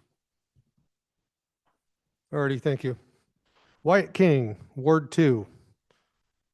I would imagine it's about chickens. Make me hungry. You know, speaking of being hungry, what I'm talking about here is the equivalent of 2 family buckets from KFC. So it's not a large amount of chicken. Thank you for having me here again tonight, and I'm excited to have the conversation about modifying the ordinance 0616 010 A2 and A4 to go from 1 chicken per 2,000 square foot a lot to 1 per 1,000 square foot, and taking the maximum from 6 to 10, and also adding a duty to have reasonable care to avoid or deter pests. I loved the conversation at the end of the city council meeting last month. Thank you for having that. I took some notes and I came prepared. Sorry that I couldn't be there for the end of it, but Theo wanted to go and I had tortured him enough being here. So the big thing was the formal permitting process that already exists, and I appreciate that that pathway does exist, but it has a heck of a poison pill. You know, as I read the clause, it really hinges on any one neighbor not objecting. And so if only one neighbor objects, no chickens for you. Well, no additional chickens for you. It could be a bad relationship. It could be a good neighbor that just doesn't like chickens. But one no, and you can't do it. The way that I read the clause, I would also say that if a neighbor changes their mind, then they can come have those chickens removed. And that's a bit of a burden for the homeowners. They have to get rid of their chickens some way, which probably means culling them. And it doesn't really solve the problem for the neighbor because they still have chickens, just not as many eggs. So I think this is just a little bit too much power to give our neighbors. I don't think this is a crazy increase in the number of chickens, and I think that it won't lead to huge problems. And this is just a little bit more power that we can put back in the hands of our families. I know that there's also concerns about increased complaints and an increased burden of enforcement. Now, as Chief Stevenson pointed out, back in 2014, this was a big subject of conversation when the ordinance was originally passed. There were fears of pests, of increased complaints and enforcement. But in the decade that we've had it, we've had 4 complaints. We're talking about a mild increase in the number of chickens, so the complaints aren't going to shoot up exponentially or at any significant fashion. We're probably going to see roughly the same amount of complaints. As I firmly believe that if you have problems with 10 chickens, you're still going to have those problems with 6 chickens. If you have good care of 6 chickens, you're going to take good care of 10 chickens. I also wanted to comment on the duty to have reasonable care against pests. I don't view this as an increased burden on law enforcement or city code. I think that it's a tool. The city has taken a very relaxed approach in the past, and they continue to do so. This is just an enforcement mechanism where if there's an obvious problem, the city can come in and do something about it. But it's not making you guys responsible for dealing with minutia of, having chickens. So in conclusion, there's just a demand for eggs right now. I mean, if you look on if you look on the buzz, there's a lot of posts about how many chickens can we have. We've had good feedback on my posts on the buzz. I think I can take credit for one of the most positive buzz posts in a long time because there was no negative reactions, no swearing, no yelling, just people who were generally supportive of chickens. I like this because it helps our families out during hard times. It gives them more stability with a good food source.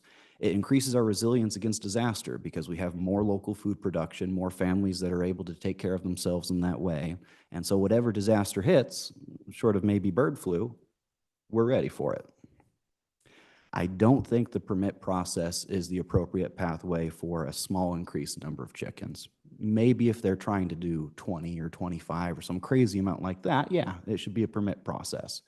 But for just a little bit more chickens, so families can have enough to make mayo, have egg salad, make desserts, all those kind of things, I'd like for us to increase the number of chickens in that ordinance to 1 per 1,000, subject to a maximum of 10.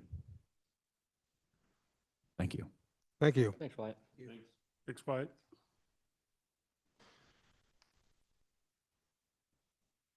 Next up, Sarah Brown, Ward 2.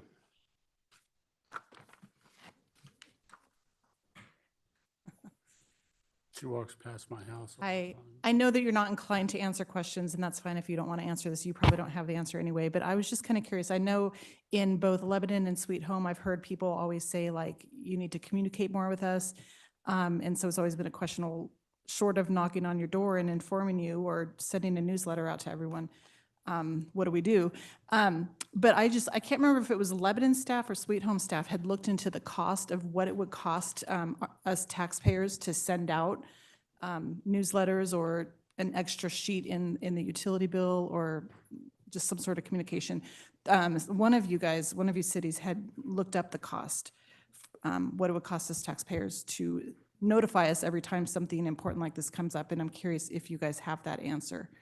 And you don't need to answer it if you don't, or maybe you could look into that later.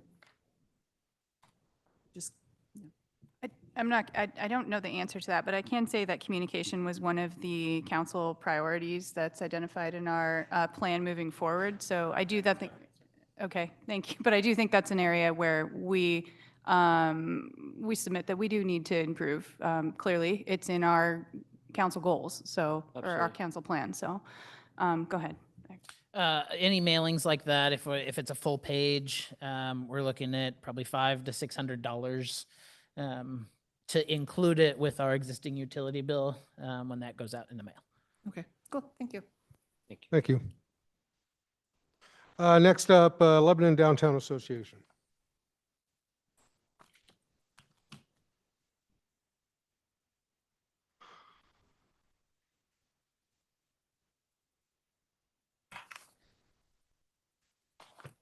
Good evening.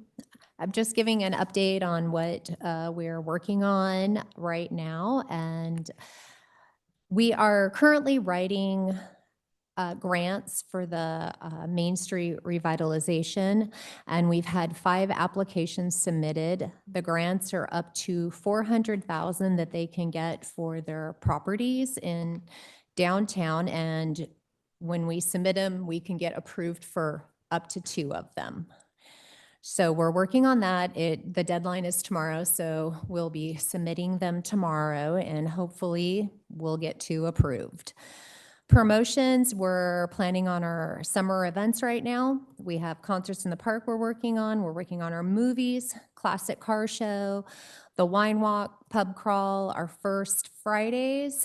And so far, what we've put out for our events, we've had some really positive responses and wine vineyard signing up. We've booked 4 of our acts for the concerts in the park so far, so that is moving forward pretty well. The design committee is working on some art projects in the downtown.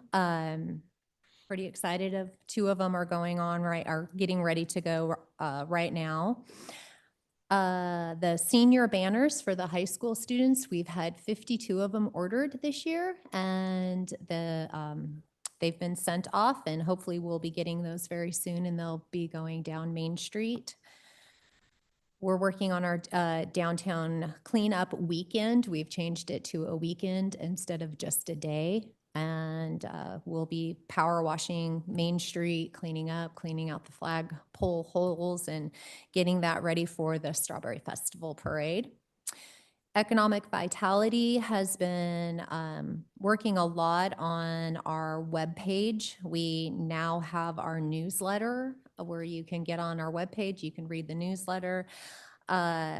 We have put a link to for all the available buildings for rent or for sale in the downtown, new businesses that have opened up, and you can sign up to be a member of the downtown, and what different workshops that we have. The Economic Vitality is going to be doing quarterly workshops for members. It's free. If you're not a member, there'll be a small cost to it, but it's things like making a budget for your business. If you're wanting to put together your plan, your business plan. Window decorating, that's one that all the merchants down there say that they would love to have new ideas on how to decorate your windows, make it more appealing for people passing by. And also different marketing tools out there that they can use. So we're getting some experts in to help with that.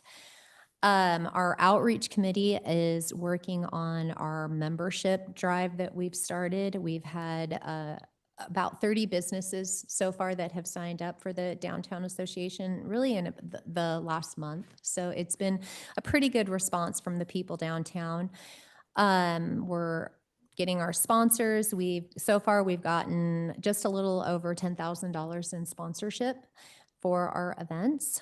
We are partnering up with the library for a model train event that's happening in April. We've partnered up with Western Comp for Tools of the Trade. That's in August. And we are partnering up with the school district for the powwow that's happening in May. So those are what we have going on right now. Alrighty, thank you. Is there any questions? Yeah, on the powwow, is that the first time that we've done something like this? We have not been able to track it to Lebanon ever having a powwow. So this would, as far as I know, now it could have happened somewhere that we were not able to catch it, but yeah, I think it's the first one that will be in Lebanon. Yeah, We've had a great response. I've been to a powwow and they're kind of neat. Yeah. And it's free, right? It is free, yes. A mighty good price. Yeah, yes. And we've had today we just met and we have, I believe it's close to 60 vendors that are wanting to come, and, they bring their huge following with them, and it's pretty exciting. I've never been to a powwow, and this is the first time that I've been a part of this, and it's been a lot of education, a lot of fun. So, Now, and it's at Boulder Falls. the folks that are doing it, where are they coming out of? Where are they from? Well, we have different, you kind of pull people. We have some from the Sluts Tribe, from Grand Ron. I mean, they're all over because you get your drummers from different places and, your MC. Like I said, I'm learning all this. So, I mean, there's just people coming in from all over. They've really embraced it. We've had a lot of positive feedback, so. Alrighty, thank you. Actually, can I take a second? I don't know if anybody noticed. I'd like to commend Wyatt and Steve out there for noticing our friend Keith was having some struggles. That's what community does, and I appreciate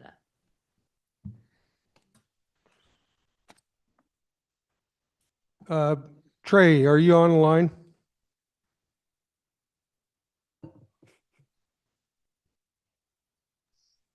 Yes, sorry. You surprised Okay. me there.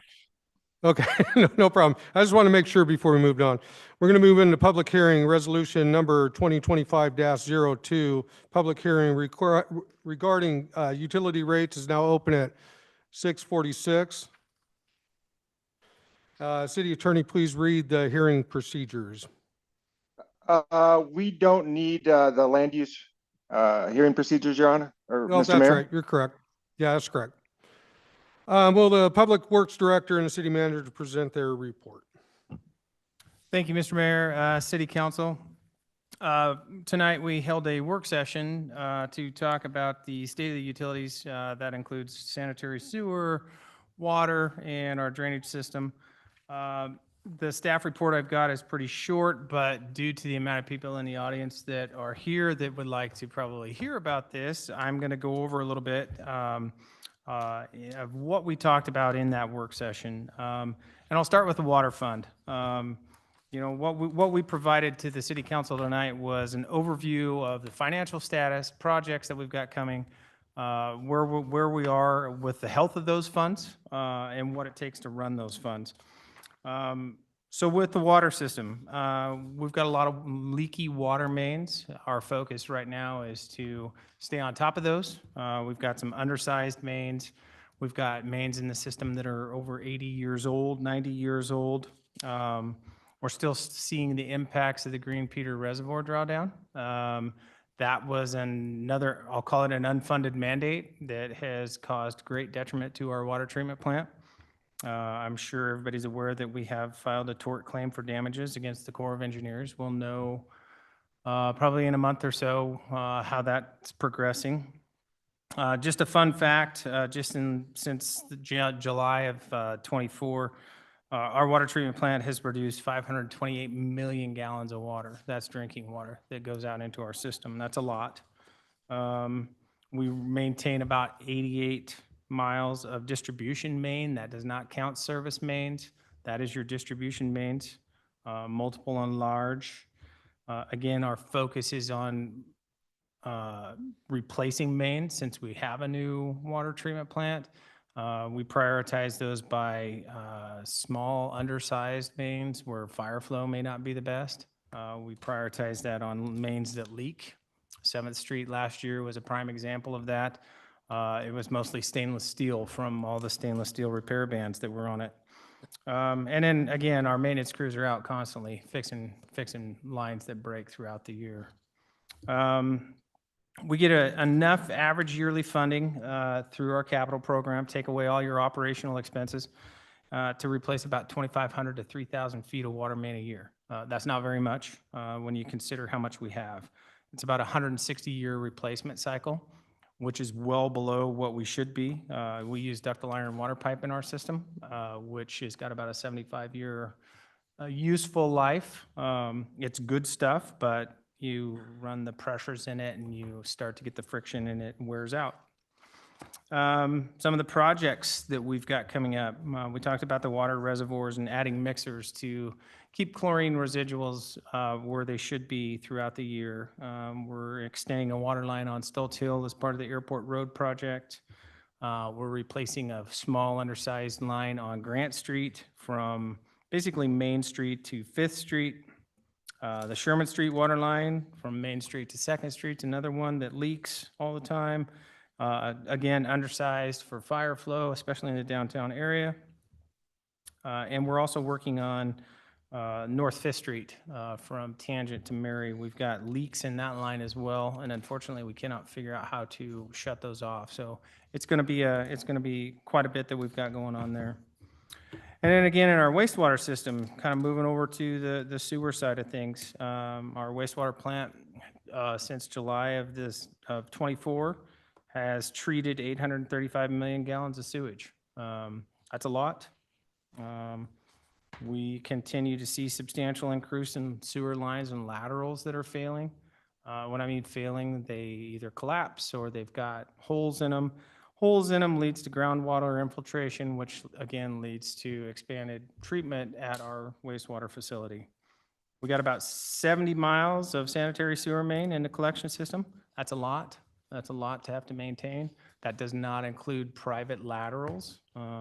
We still maintain our private lateral program where a homeowner can come in and they can apply for the lateral program, where if their lateral has failed and they meet certain criteria such as pipe type, which most of them do, or some sort of failure, why the city has a program where we pay for the replacement of that lateral in the right-of-way, as long as the homeowner takes care of the homeowner side of that.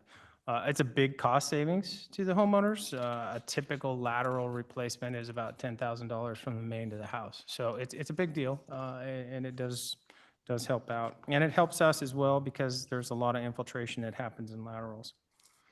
Again, funding on this, we're able to replace about 2,000 to 2,500 feet a year. That equates to about a 170-year replacement cycle. Again, well below what should be. And I think Jason gave you a little snippet this year at the wastewater plant during a heavy rain event. We saw a 200% increase in flow, and that is strictly due to the pipes that have leaks in them and what kind of groundwater we're actually treating at the wastewater plant.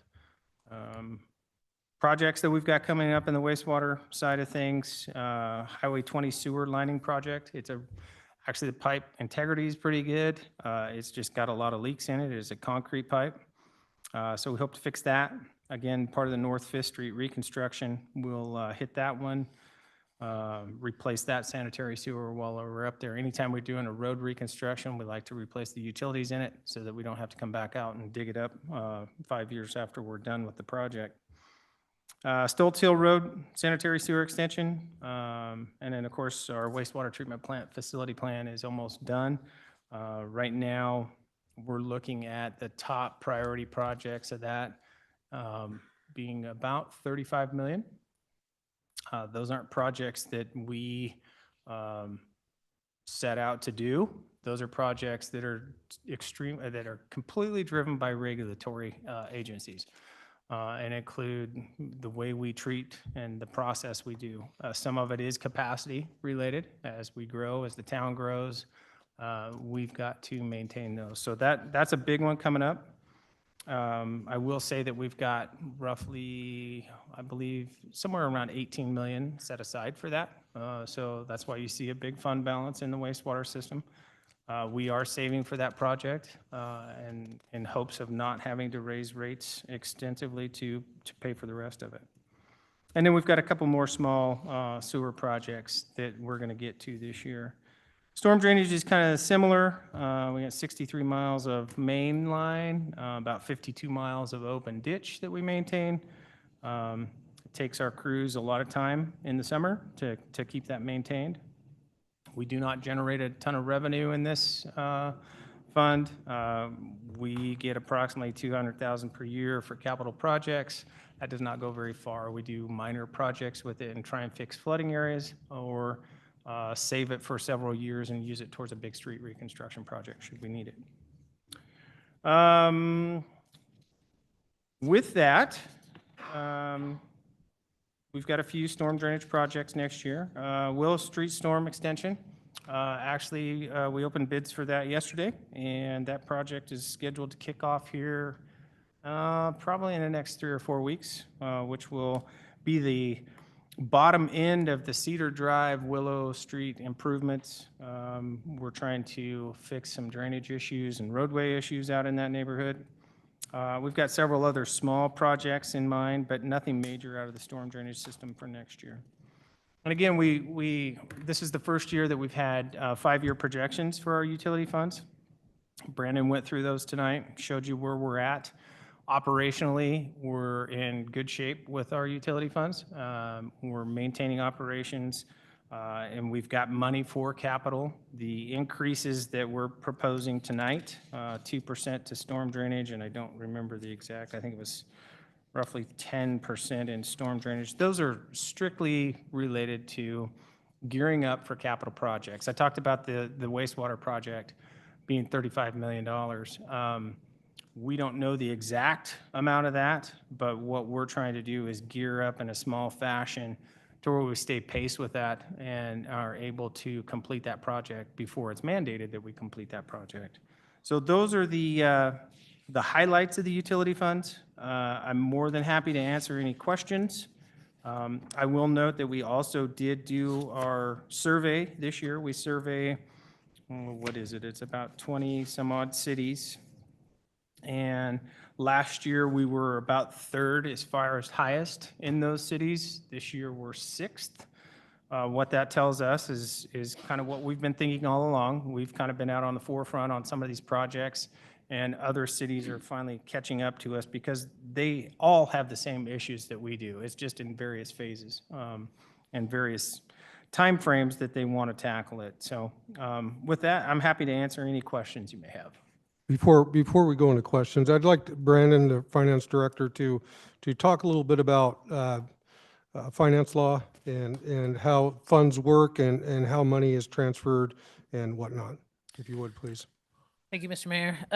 So one of the complaints that we have heard in the past is, we are sitting on what some would say sizable balances in some of these utility funds.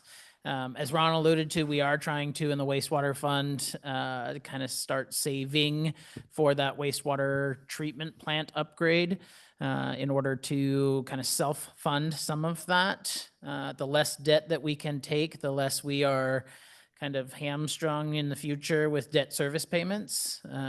If we can afford to do it and incrementally small rate increases to handle that instead of taking on sizable increases when the debt comes payable.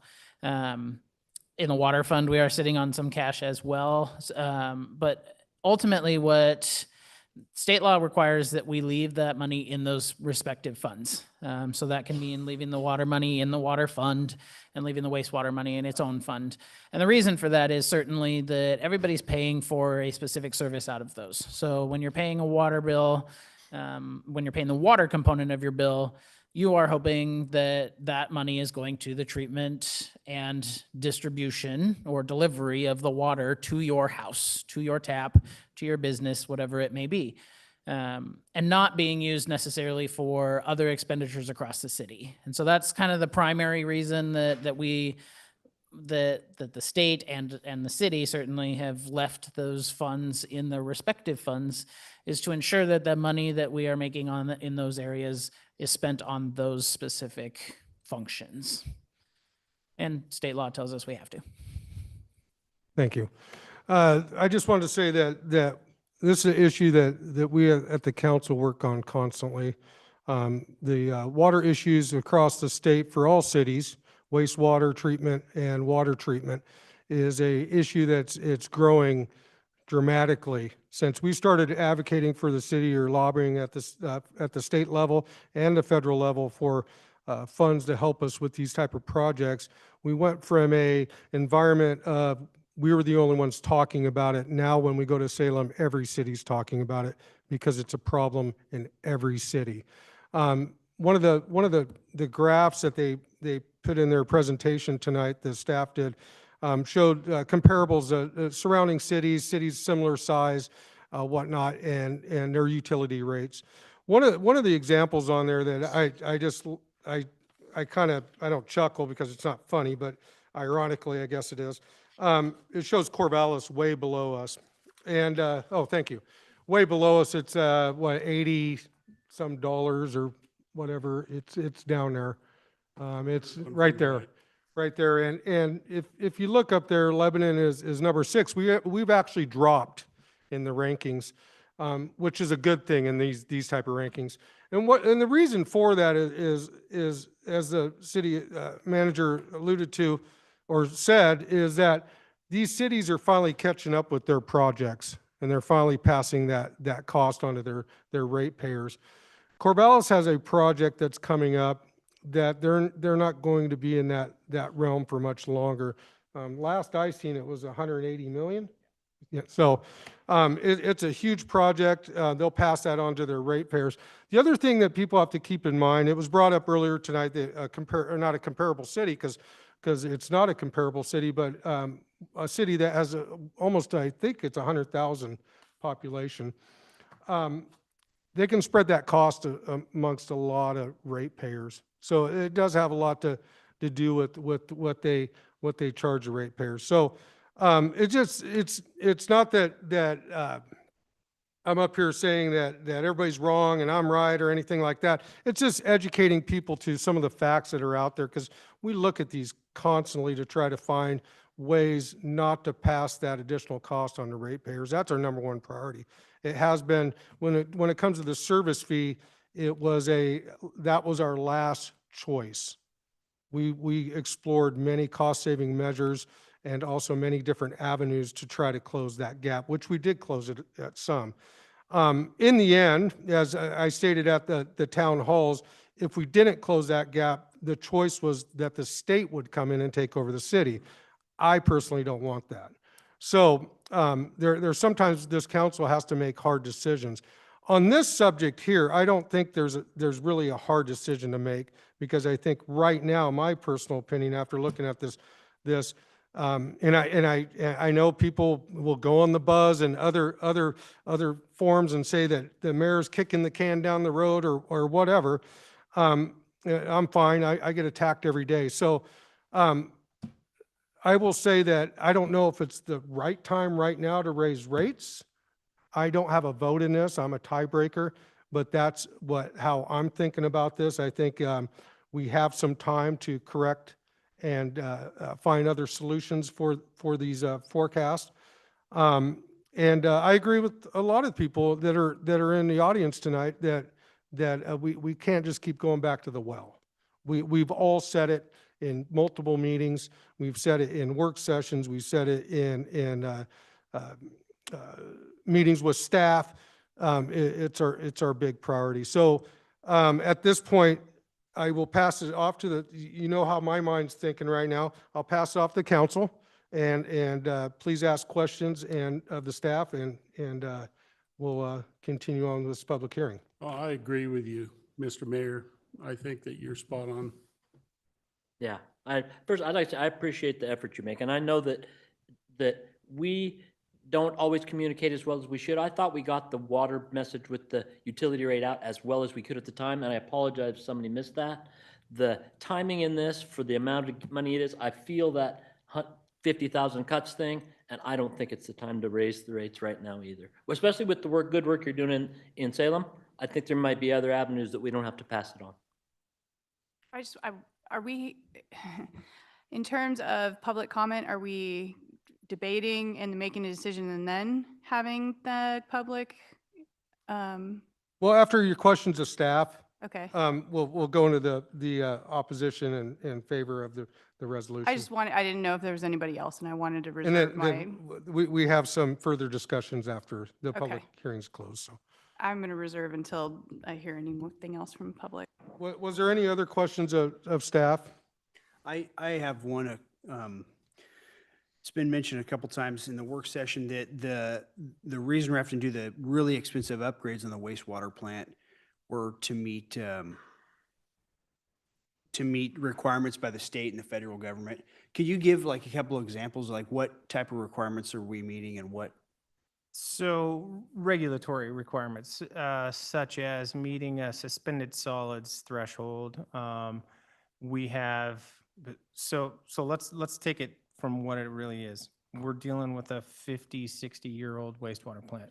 we've got a permit that says you have to have, you can have no more than this amount of suspended solids, you can have no more than this amount of ammonia that leaves your plant.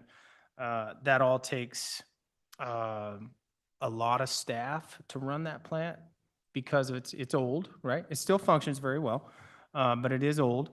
And so to meet those requirements, as you grow and as we've grown and as we continue to see influx of I&I and those types of things, you have to come up with additional technology. So basically, and I don't want to call it additional, maybe that's not the right word, a secondary clarifier. So the 3 clarifiers that we currently have, we've got 1 big one and 3 small ones. The 3 small clarifiers that we have, they don't work very well. They're very shallow, and so they don't help us out a whole lot.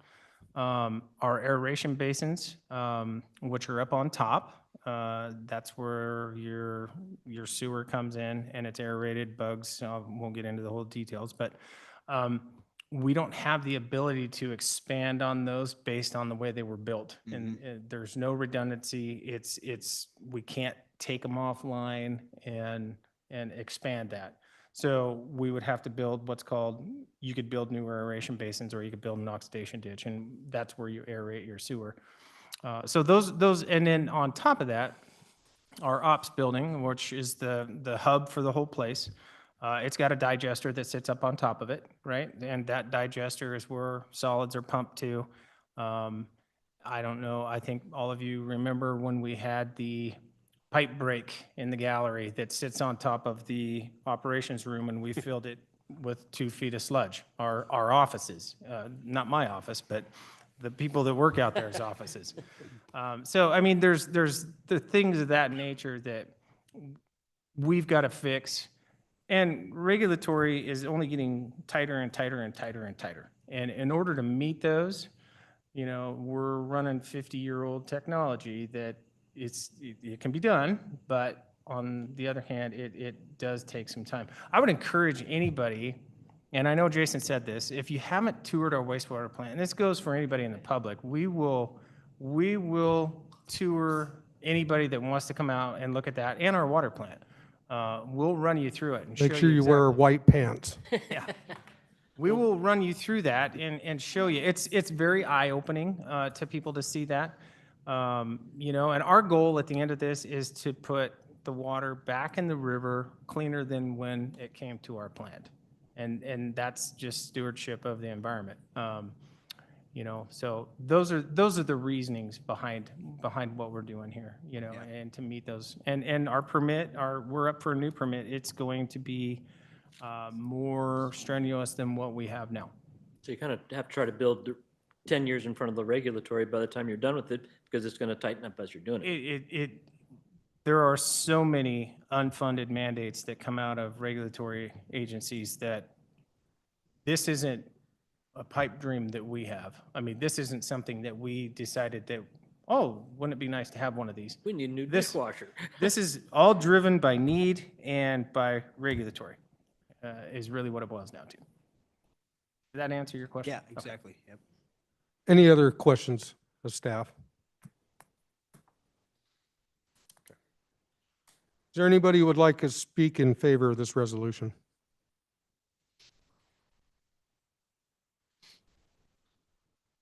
Is there anybody who'd like to speak in opposition?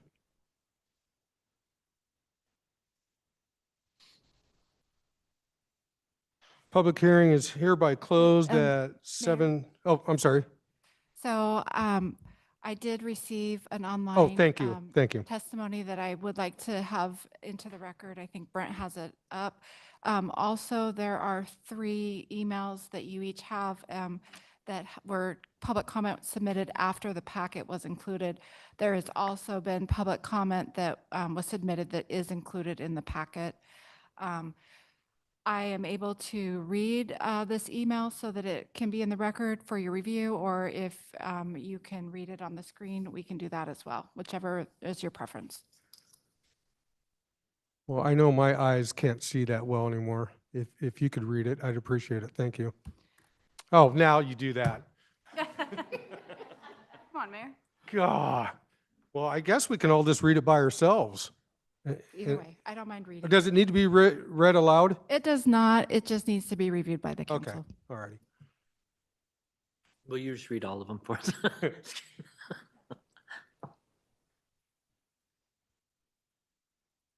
Oh, is this the one we just got? No. Oh, maybe. This one 'Cause did I- just I come think I- I in think Yeah, at 4:47 PM. yeah, I read it on here. Yeah, okay. I did see this one too.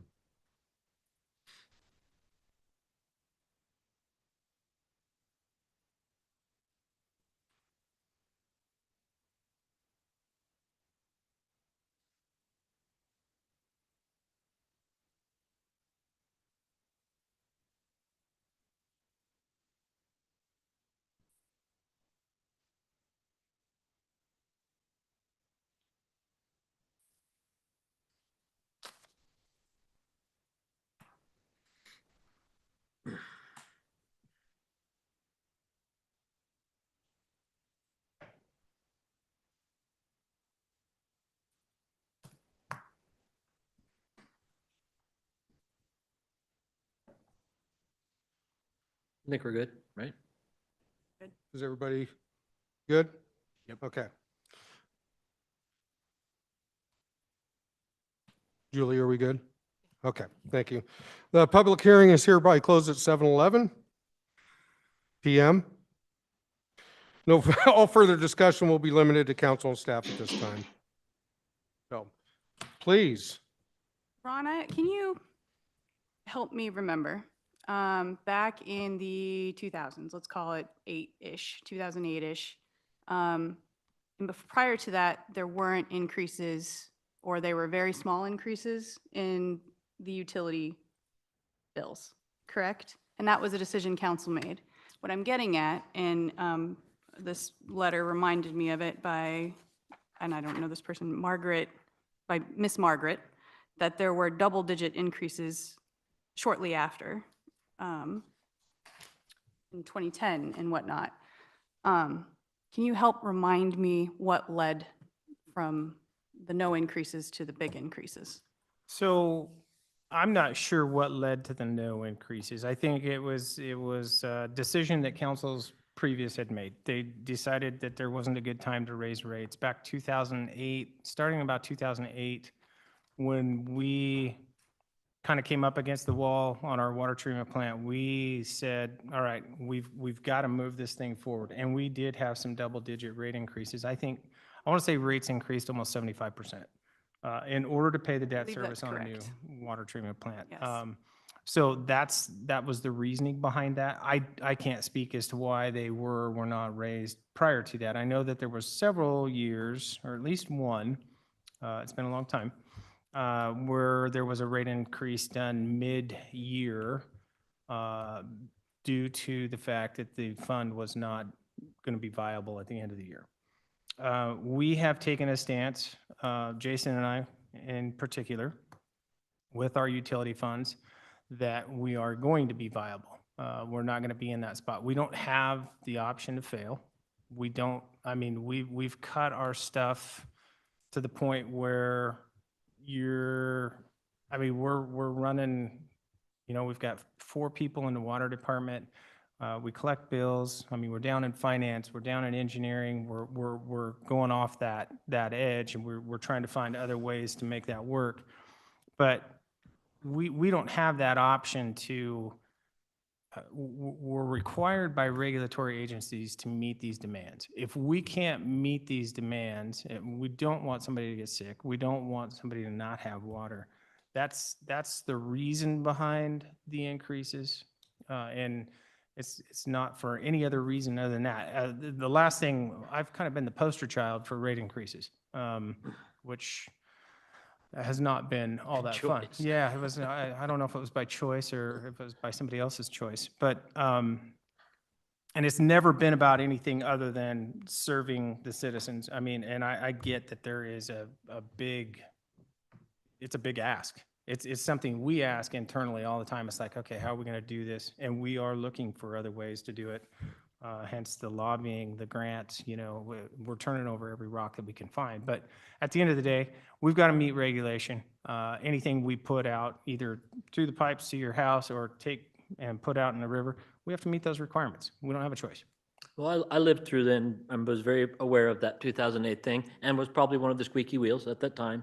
I think our difference right now is that we weren't very forward thinking at that point, and that's why we stumbled into that. I mean, we kind of did it with the school, not us, but we did it in a couple other areas. I appreciate that we're looking forward, and the fact that you give us a forecast that shows, hey, because like I said, this is, in my math, and I'm not great at it, this is $130,000 we're asking the people for, that we have the capacity to get another way. And I think that that's how we should do it at this time. Just my personal opinion. I'm not standing on a soapbox or anything. I actually agree. What, No I just want the history reminded of how we got here. Do you know what I mean? I get you. That's valuable. Previous, I don't want to throw them under the bus, but I'm gonna do it. Like previous councils kicked that can down the road to not invest and set money aside for a water treatment plant, and it's part of why our rates are pretty high. I don't want to be the council that kicks the wastewater treatment down the road, and then we have to then come to our constituents for a double-digit increase. Like that is completely unacceptable. Absolutely. I will choose a 1.5 overall percent on my bill and on my constituents' bill over a double-digit increase every time. Do I want to pay an extra 1.5%? No. But I also don't think that 1.5% is going to get us like it just is such a small amount. So if that's the will of council, I'm happy to go with it. But I just want the cautionary tale of the past remembered for this council right now. Hopefully we learn from our I would past hope so. mistakes. The percentage was set low basically because we don't know.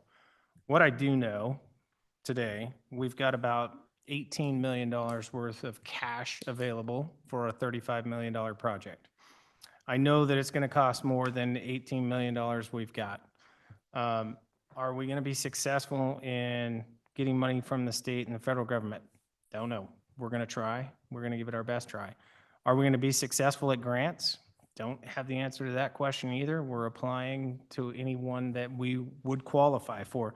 So we set this arbitrarily and said, all right, 2%. It really doesn't do much. What it does is it's just geared towards moving the needle a little bit closer. And I think Councilor Steinhebel alluded to that. It's so that we're not asking for that big rate increase should we not be able to find other funding. But we know what we know today, and that's what we have available. And we know that we, at some point, are going to have to do these projects, probably within the next 5 years. Well, from what I've seen and the research that I've done is to, expound on everything that you guys have said. Back in 2008, we didn't have a 5-year plan. We do now, thanks to Brandon. And we are looking forward. We're planning, we're budgeting better. Back in the early 2000s, when we needed money, we just said, okay, let's raise the rates. And we didn't think about it, we just raised the rates. But now with a 5-year plan and the budgeting and a more informed public, I think we're doing a lot better job today than we were back then. Any other comments? Yeah, I'll throw my 2 cents in there. So I'm leery to kick the can down the road. But I hate raising rates. I think the biggest thing for me is the unknown of the cost of the project. And I understand this is a build, like this rate would help build us towards paying for it. But I know 3 to 5 years out isn't that far as government budgeting goes, but we're still far enough out for me that I feel comfortable not endorsing a rate raise right now, especially because of all the other costs that have been put on myself, all the water payers in the city. It's not just the water rates that have gone up about 3% in the last 3 years. It's the $18 city services fee. And I think if there is a right time to hold off on a rate raise, probably right now for me is a right time. Agreed. Do we have a deadline on when we would have to increase this if we're not getting any federal or state funding? So if all of that stuff falls through and then we have to actually, if this is our only option is to raise rates, do we have like a deadline on that? That's $1 million question. I wish I had an answer. So what you're going to see when the master plan comes out, in this is a paper version, right? Our guys do phenomenal job out there as far as capacity, but you're going to see that our plant is at capacity. Now, does that mean that it's at capacity? When you design a plant, whether it be water or wastewater, you're designing for the worst case scenario on both ends. So we think that we still have time to do this, you know, and we're still allowing development. There's no moratorium that's been put in place, just based on some operational changes that Jason's made out at the wastewater plant to help increase capacity, but those are very limited in scale, right? So, you know, what does that look like? A residential house doesn't really add much wastewater flow to your system. We're getting probably hammered the most is through the influx during the winter, you know, and those crossover months between summer and fall. So that's where we get it the most. To answer your question and tell you I had an exact time frame, we've kicked that around a lot in the office, and I don't know that we actually have one. On paper, it says you're there, but operationally, we can see that we've still got room. Does that mean that that one specific event that's going to happen, that, you know, all the stars and everything lines up, that is not going to happen and we're going to violate? I don't know. It's possible. But to give you a non-answer answer, that's about as good as I can get at this point. How long were we there with the water treatment plant? We were capacity, so we started the project in '07, got the site master plan done, bought the property. It took us, what do we been, 11 years, right? So same thing here. If today I had $35 million sitting here on this table and we said, hey, we're going to go build that project out there,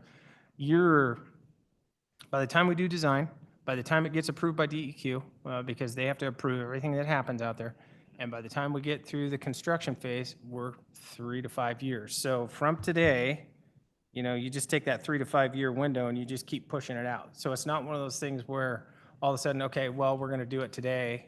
You've got a pretty big window in there where, you know, so we're trying to gauge that as well. But it's hard to make an educated guess on it. I mean, theoretically, on paper, that's where we're at. But operationally, I think we've got room. So Ron, the utility rate hike, is this something that is reviewed at this time of the year, every year, once a year? Yes. So it sounds like this thing's going down in flames, but so it will be back up on the agenda in 1 year from now? Oh, yeah, yeah. I mean, we do a utility update every year and look at that. The way our resolution and ordinance are written is for an inflationary. Council does not have to pass an inflationary increase. That's where the 5-year model comes in, the projections, like Brandon's doing right now. We did it not to the degree that Brandon's doing it in the past with the utility funds. So yeah, you will see that. And again, operationally, and our everyday capital and all the funds, we're able to meet those demands. This rate increase here was specifically targeted for that $35 million project. That's what that's for. As far as the rest of the wastewater and the water world goes, we're doing fine operationally. But we know at some point that bill's going to come due. And so We'll have to add to our debt load. yeah, we will. Well, we're hopeful that maybe we'll get something out of this, and we won't have to, but I think it's a stretch to think that we're going to get $15 or $18 million out of somebody. That's just my guess. It's not a stretch to think we might get 130 though. Yeah. Well, we're trying. I'll give you that. I mean, we are definitely kicking over every rock to come up with funding, because we know what this, I mean, we know the impacts. We don't want to sit here and have this conversation any more than you guys do. Any other questions of staff? I would just like to say this. I've worked in a lot of different organizations, and our staff at the city works very hard on researching this stuff for us, helping us understand the issues. This would probably be one of the only times that we run counter to them, which is just the nature of the beast. That's okay. But they do their due diligence. I want to make sure people understand that on every subject that, especially the hard ones like this. This is a hard subject. It doesn't sound hard when we first look at it, 1 point whatever percent, but we know what it does, how it affects people out in the city. So, but we also have to weigh the balance of the city as a whole. So it's a very difficult one, but our staff is very hardworking. There's not a lot of waste there, and I've worked in the private sector too, so not a lot of waste there. They're very knowledgeable on their systems and their processes, and I would like to thank them for always being that way. If we had a staff that wasn't that way, our jobs would be a lot more difficult. So, but this might be one of those times I think that we might just disagree on timing. Even though it's a small amount. But anyhow, that's all I have to say. I would like to add an additional Go ahead. comment regarding the wastewater treatment plant. Those guys out there are doing a job that I wouldn't want to do. I wouldn't want to eat my lunch in the lunchroom that these guys sit in. I've been out there and I toured that place. And it feels like an older, outdated facility. 77? 74. Yeah. And my hat's off to these guys for doing what they do. It's a job I wouldn't want to do. Any other comments? Thank you. All righty. Will the city attorney please read the title of the ordinance? Resolution number 2025-02, a resolution adopting the City of Lebanon's utility rates, repealing resolution 2024-05. Thank you. Is there a motion to approve or disapprove? I move to disapprove. Second. Motion's been made to disapprove. It's been seconded. All in favor? Aye. All opposed? Motion's been struck down. Okay, we'll move on to regular session. Resolution number 1 of 2025, resolution eliminating parking on a portion of C Street within the city limits. City manager.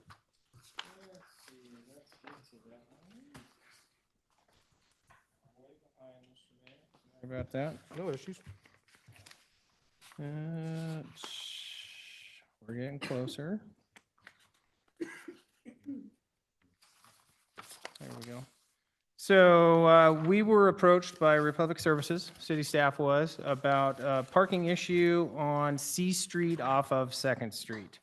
It's a dead-end street. They were having to, there's been an addition of a couple of duplexes down there, and they were having cars parked close to a place where they were turning around.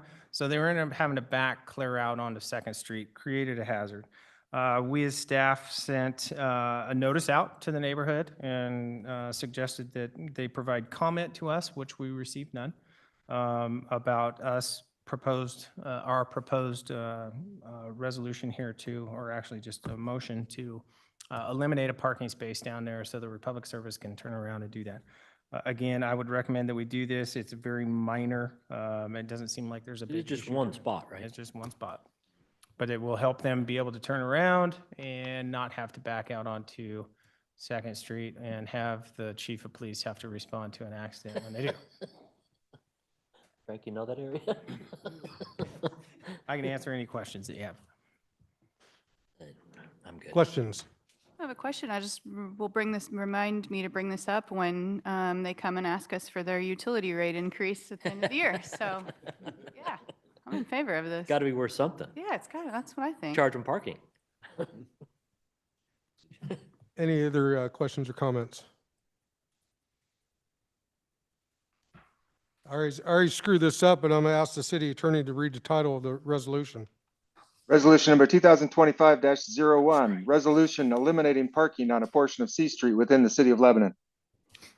Thank you. Is there a motion? I move that we, go ahead. Move to approve. Second. Motion's been made to approve. It's been seconded. All in favor? Aye. All right. Aye. All opposed? Resolution passes. Move on to the next item, reservation fee waiver policy, Director Williams. And this is just a discussion. So,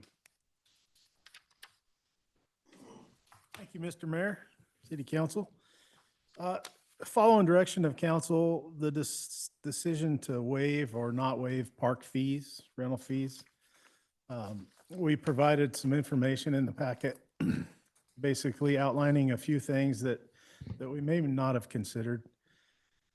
Currently, we have no policy in place to handle any of those requests, so we've kind of just been, for lack of a better term, winging it.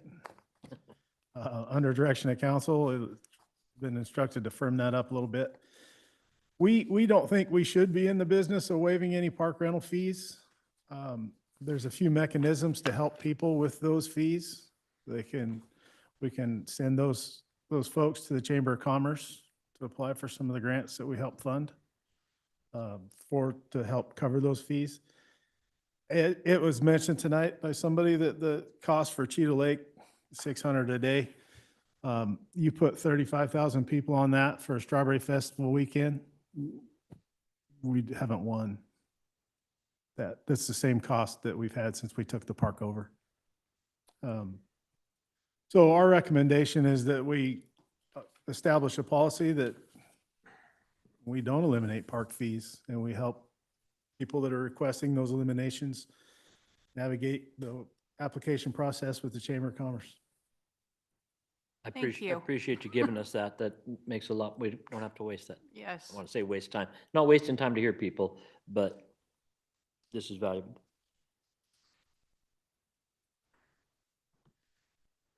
Wonderful. I guess, Jason, if you could explain why we have fees.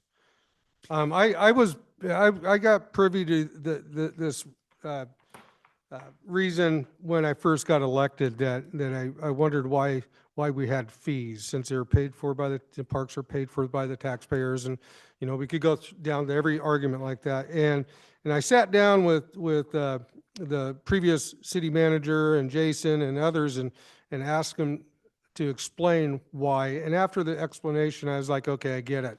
And I personally, I think I remember saying that we're not waiving any fees. Yes. But can you please go into that a little bit? Sure.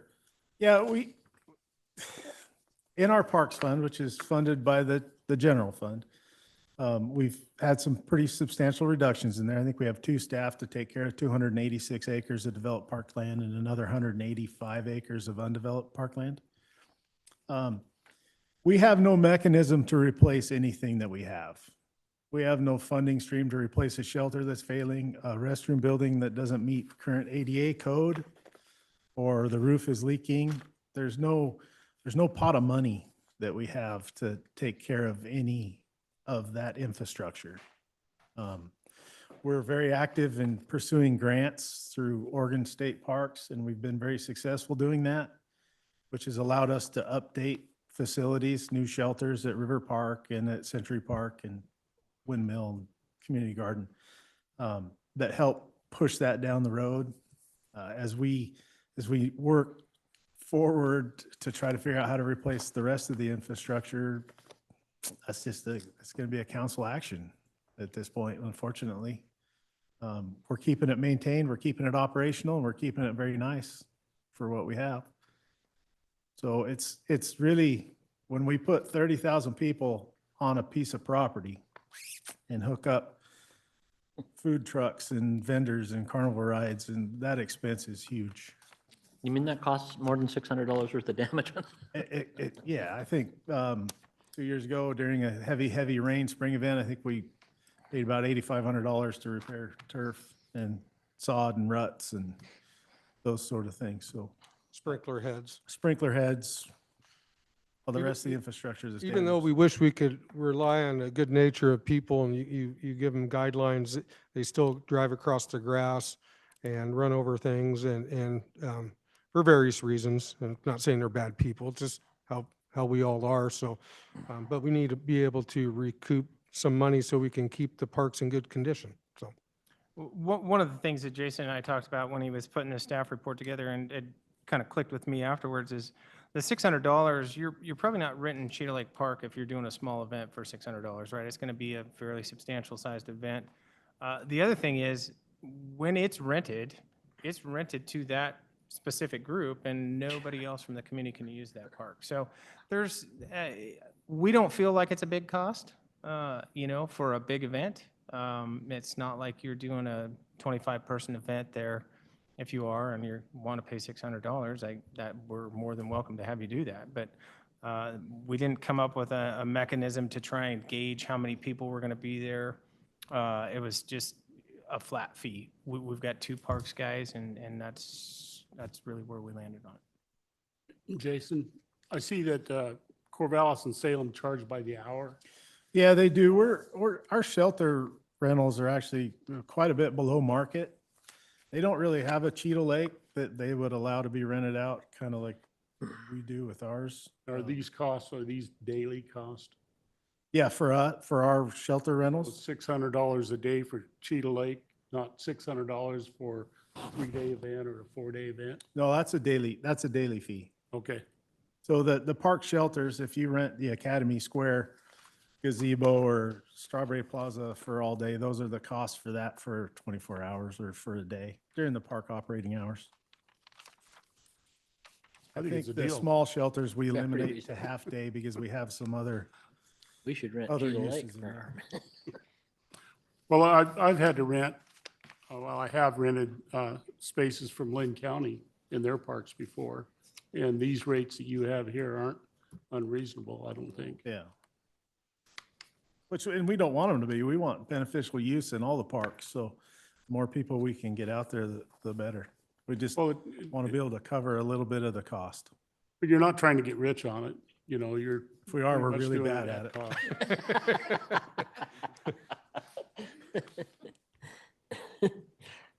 I have 2 quick questions. One's probably for Brandon. The first one probably for Brandon is, can you remind me the amount that we set aside for chamber tourism grants? And then for Jason, what's the acreage of Cheetah Lake? Ish. Oh, gosh. You stumped them both. Oh, look at me. I love this. This is fun. 32 or 33.5 maybe, Okay. with the additional 10 acres that the Strawberry Festival Committee helped us purchase. Yeah, I think that's a deal then. It's huge. For the chamber grant program, it's 43,000. Thank you. I appreciate that. $43,000 is quite a bit of applications, I assume, that they could receive for that. So I just want to say thank you again for bringing this back to us. I'm really happy to go along with this. We need it. Me too. I do have one hypothetical. You had mentioned, or you mentioned a small group using Cheetle Park. It's an enormous park and there's 2 ends of it. Mhm. I mean, I guess, are we, the boat ramp area, is that part of Cheetle Lake Park? No. No. No. But that's still city park property. Yeah, I think we consider it park That's property. not, we But don't it's even not, reserve it's not that. rentable. Okay, if you had a small group that was taking off on some kind of a fun run, you just go. Use all the trails that are out there, yes. But if there's let's say I'm just thinking of like groups about 200 people size, a church group is having a barbecue, they want to do it at Cheetah Lake Park. That's a big chunk of money for that small group of people. And I don't think you guys have run across this yet, have you, where you had 200 people wanting to use it? It's mostly people wanting big events. Yeah. But if there's something we could consider, or just to plant the seed in our heads maybe for future, is to have a Cheetah Lake Park discount where if you're under 200 people, you can use this area. Yeah, and that's good feedback. I think one of the problems we run into is usually when somebody rents our space, they want it for themselves for the entire time. So even though it's 200 people, we would most likely direct those folks to River Park. Yeah. That's to what I was take thinking advantage too. of that Yeah. shelter. How would you make sure it was 200 people? A much discounted price. Yeah. Um, Well, that makes sense. I think a lot of this is going to change too when the amphitheater is currently being designed. I mean, so we're probably, my guess in the next couple of years, going to be back in front of you guys with some different pricing strategies for Cheetah Lake, I'm guessing. Just based on that and what kind of growth that sees Yeah. out there. So this is kind of a short term, I guess, in my opinion. No, I think it makes sense to have the chamber, you know, distribute funds to cover these events, because that's exactly what that money's there for. Okay. So I guess the direction to staff is to come up with a policy that doesn't waive fees, but notifies the public of different avenues to get funds to fund their events. Is that what I I'm have hearing? that policy. Which is do what's part in of the your- packet. Jason, you said that River Park was considerably cheaper. I don't see it on here. How much is River Park a day? I think it's 50, isn't it? Oh, yeah, so $50 for River, I don't know why it's not in there. Well, I The see small that. shelter is up by the horseshoe pits. That's not it. Yeah, River Park large, It's in there, $50. it's with Century, Bucks. Century Large, River Large. Oh, yeah. So you did put it in. Oh, Yeah, it's in there. That's really inexpensive. Which I mean, I would rather, it's getting people in the park to use it. It's the goal here, so.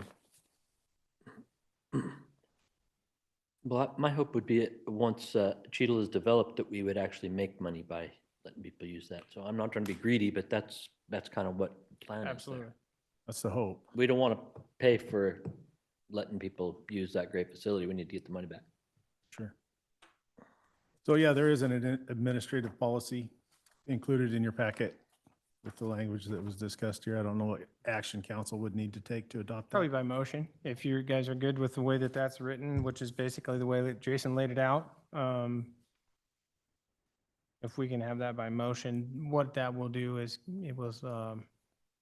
it gives us the ability to say, hey, they're not going to waive fees. This is the direction you go. That's not going to prevent somebody coming and speaking during public comment period and pleading their case with you. I'd move to approve it just so we can move forward and not have to worry about it. I think we all agree. I second it. So we're doing a motion right now? Yeah, is this a policy that we set, or it says administrative policy? This That's is an you. administrative policy, but what we want is your council approval of that policy in this Like, case. so we just endorse the Yes, policy? exactly. Okay. So there really is no motion. You're just, You you're just don't hearing a have to do it by consensus of the group. Thumbs Okay, up. fine. We can do it that way. Okay. We can do it that way. Okay.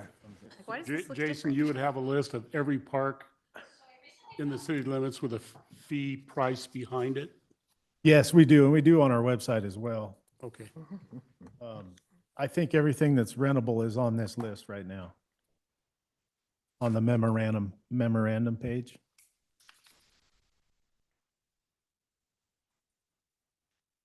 Can send you down my copy if you'd like.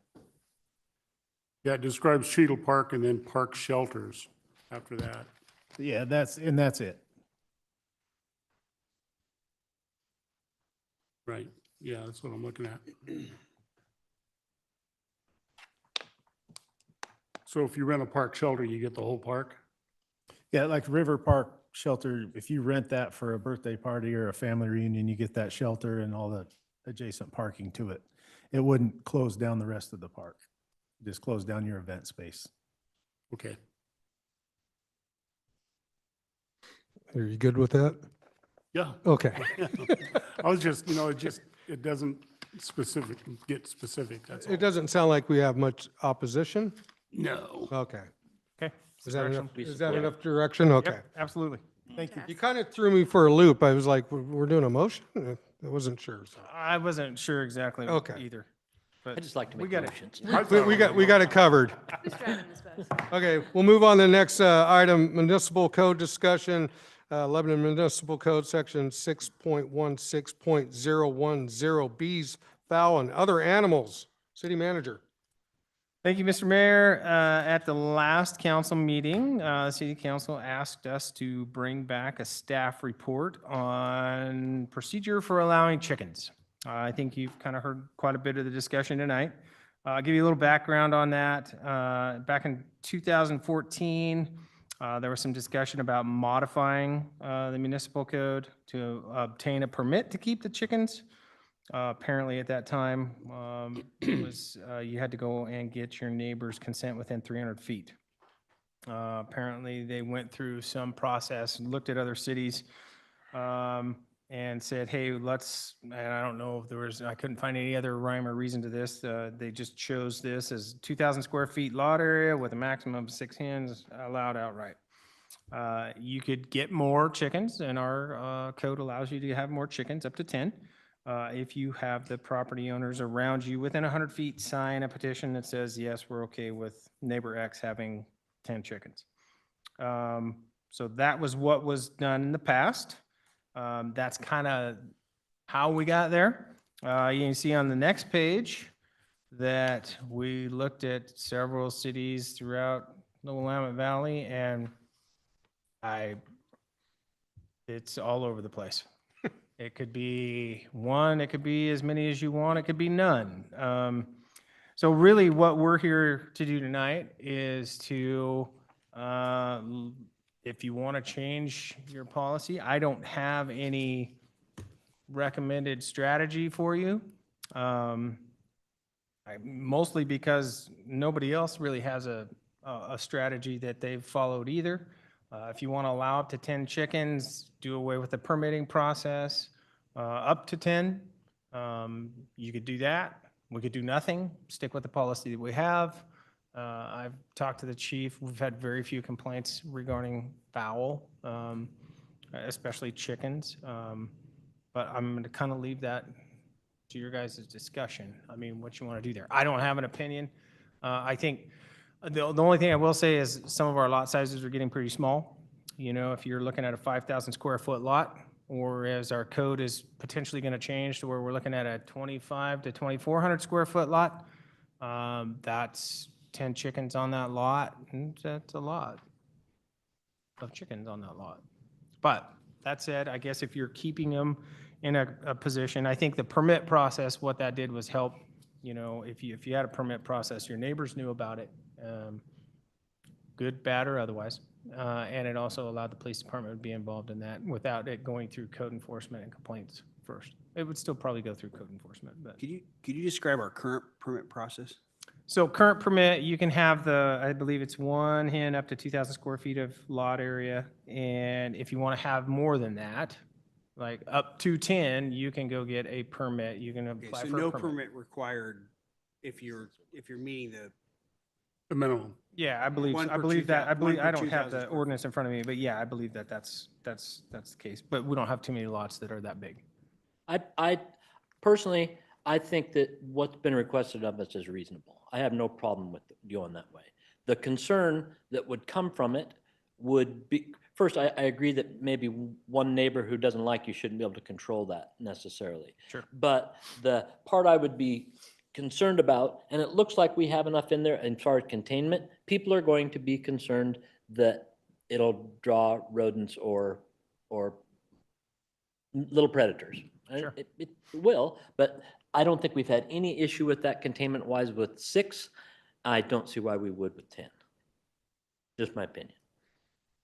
Yeah, I like the idea of the going from 1 for every 2,000 feet with a max of 6 to 1 for every 1,000 feet with a max of 10. Because that's kind of scalable. I picture my lots like 6,500 square feet. I could put 6.5 chickens on there. And a half. Make sure I keep it right at a One might half. count your Which- chickens, yeah. though. Or you just Counselor round up. Savage. Have a half a chicken. Yeah. So without a permit process, is that what you were saying? I'm Well, sorry. that's what we have right now, no permit unless you exceed the max allowable. Right, I right. think the That's what permit I would say process that just makes it kind of clumsy. I kind of like I think the less permits, the better. And I'd rather be a complaint-driven process than an asking permission. So that way, if there is a neighbor calling in, a code violation based on smell or some kind of bad conditions, they can deal with it then. Is that? Yeah, so if I'm hearing you right, change the 1 to 2,000 to 1 to 1,000. Yeah. With a maximum of what? 10. Yeah. Okay. Basically what the constituent has proposed. Like I said, I think the ask is reasonable. Yeah, I think so I too. agree with Jeremy. We just stay with what the ordinance we have. We only have to make 2 changes. The number of chickens, maximum allowed, which would be 10, and then Do you want to eliminate the permit process to go higher? Higher than 10 now? Yeah. Now we're going higher than 10. Well, I mean, I suppose if you go higher than 10, you should ask for a permit because then there's some kind of special circumstances of that case. Like I have this giant lot with Let's, room for it. okay, so let's say I've got a 6,000 square foot lot and I'm going to have 6 chickens, but I want 10. How many square feet? Can I get, Oh. that's what the I see permit I see what process you're was saying. in I place see for. what you're saying. Well, my own personal experience from raising chickens, there isn't a big difference between 6 chickens and 12 chickens. Yeah. They're all in a cage, they're contained, you know, you feed and you water them, and there's just not that big a difference. I would be in favor of a maximum of 12. I mean, for that matter, I don't think that the maximum is that important of a thing. Okay, so with that, I guess before I answer your question, how Okay. many times are you being asked to, because it's the city manager's discretion is the way it's written, Yeah. to go above that? Is this a request you're getting quite a bit? I've never had it. Yeah. Okay. And let's I've been face city it, there's manager for yeah, 3 months. there's a lot of too, people out there right now who have technically. 10 chickens, Yeah. right? But they're just not causing any problem and nobody's mad about it. So I guess I would probably keep the language the same where if they go beyond the 1 chicken per 1,000 feet, they need to request approval to go up past that. Just exactly like it is now. We're just changing it. So do 1 you- chicken Just the from numbers. 2,000, 1 Okay, chicken. so basically we're doing what your suggestion is to change the 2,000 to 1,000. Yep. And that's it. And then max then- from 6 to 10. Max from 6 to 10. Well, then why even include Max of 10. 1 chicken per 1,000 feet? Just say maximum 10 chickens. Well, the So- thing I'm worried about is Lot. that we are talking about Yeah. these 2,500 square foot Yeah. lots that could be coming. And then you talk about, well, 6 chickens on when because Oh my the house gosh, takes no. up most of that. You got a backyard the size of this table. 6 chickens might be a lot. 10 for- chickens is going to be in a It's gonna be sidewalk.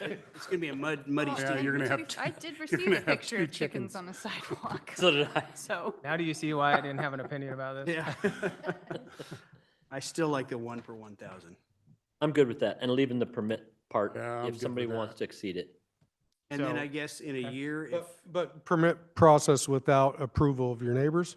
Is that I what you're would saying? prefer it that, I think, I'm comfortable It's with just that that. the city's discretion aware of that the- you have more chickens. Because if and- somebody has a Okay. giant lot and if Well- they support it, I mean, my lot What I is would bigger suggest than if that, if but- you're going to do that, why don't you just make it a max of 10?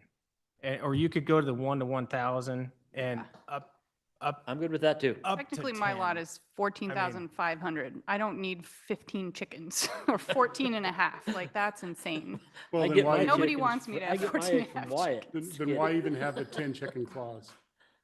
Well, I think you would probably want to limit it somewhere so you don't Yeah, have a chicken farm. because, yeah, exactly. Someone would turn it into a chicken farm. What kind of complaints were asked or complained about, what kind of complaints happened in the past?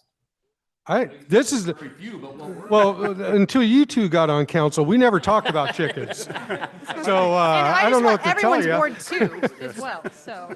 But no, Only the goose is the only complaint we have. that, I was, on a serious note, There's very few complaints, but what were they? I mean, were they? on a serious note, the only time since I've been in office that we've talked about fowl was the goose. Can you expand on that a little bit? You didn't contain goose? it. Yeah, You want me to talk about the goose? yeah. I'm not talking about the goose. We've gone off the rails. the goose was loose and it was causing trouble. Yeah, and it became a menace.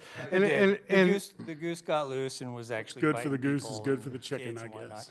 I can tell you, as far as chickens goes, the ordinance violations we usually receive are the smell and just not maintaining them. And so we go out and contact them and get them into compliance. I don't believe we've ever come across anything where they were exceeding the maximum that was allowed. So it's very minimal. I'd say less than 6 complaints that we've had. And out of those 6, it was mainly at one location. So Well, I think that good fences and good policy will make good neighbors. Well, maybe the more I'm thinking about this, if someone has a 1/4 acre lot, which there are some large lots in town, I don't think it's unreasonable to have 12 chickens on there. If you're talking about the difference between 10 and 12, it's not a huge difference. And if there's someone in town that, like, they have a nice large lot, why would we want to keep them from having those extra eggs? 12, I'd say more than 12, now you're getting into borderline farm, which we don't really. Well, that's where the permitting would come in. They can apply if they live on 5 acres in town. I'm still thinking that the permit comes in when they go beyond the 1 per 1,000 square foot. Well, I guess at some point is 1,000 square feet of ground enough for one chicken? And at that point, if you got 12,000 feet and you want 12 chickens, I guess it's all there's the same math. but- Houses that are on a third of an acre. I know, I mean, plenty of those lots Why not too, just have it so. as- Sorry to interrupt. No, I'm good. Why not just have it as 1 per 1,000 square foot, max of 12, no permit, because max is 12, that's it. And we could do that to where we wouldn't issue a permit. And that's not unreasonable. Yeah. No. And then we're not having to issue the permit, so you could go max of 1 per 1,000. Hold on, let me write this down, because we're gonna have to bring an ordinance back for you. Well, if you don't, we'll forget And what we maybe said. in the report, the annual report, you could indicate if there were any chicken complaints in there for us. Like, I know that there's an annual report in here now. If you could just include that data so You we want the- have that want the chicken annually, that would be complaints? great. Yeah, I would like to Citations, know, DUIs, did we chicken pass complaints. policy I can include that in my that report. resulted in mass amounts of Call chicken that the complaints? Broken eggs complaint. It's actually a real question. I would like to know, like. I'm actually, So how would you catch a chicken on the loose? A stun gun? I've watched Hey, them I catch have a actually caught a sheep chicken on the loose, on the I'll tell you. loose. And then chicken tacos followed. Is that in So- official so- capacity?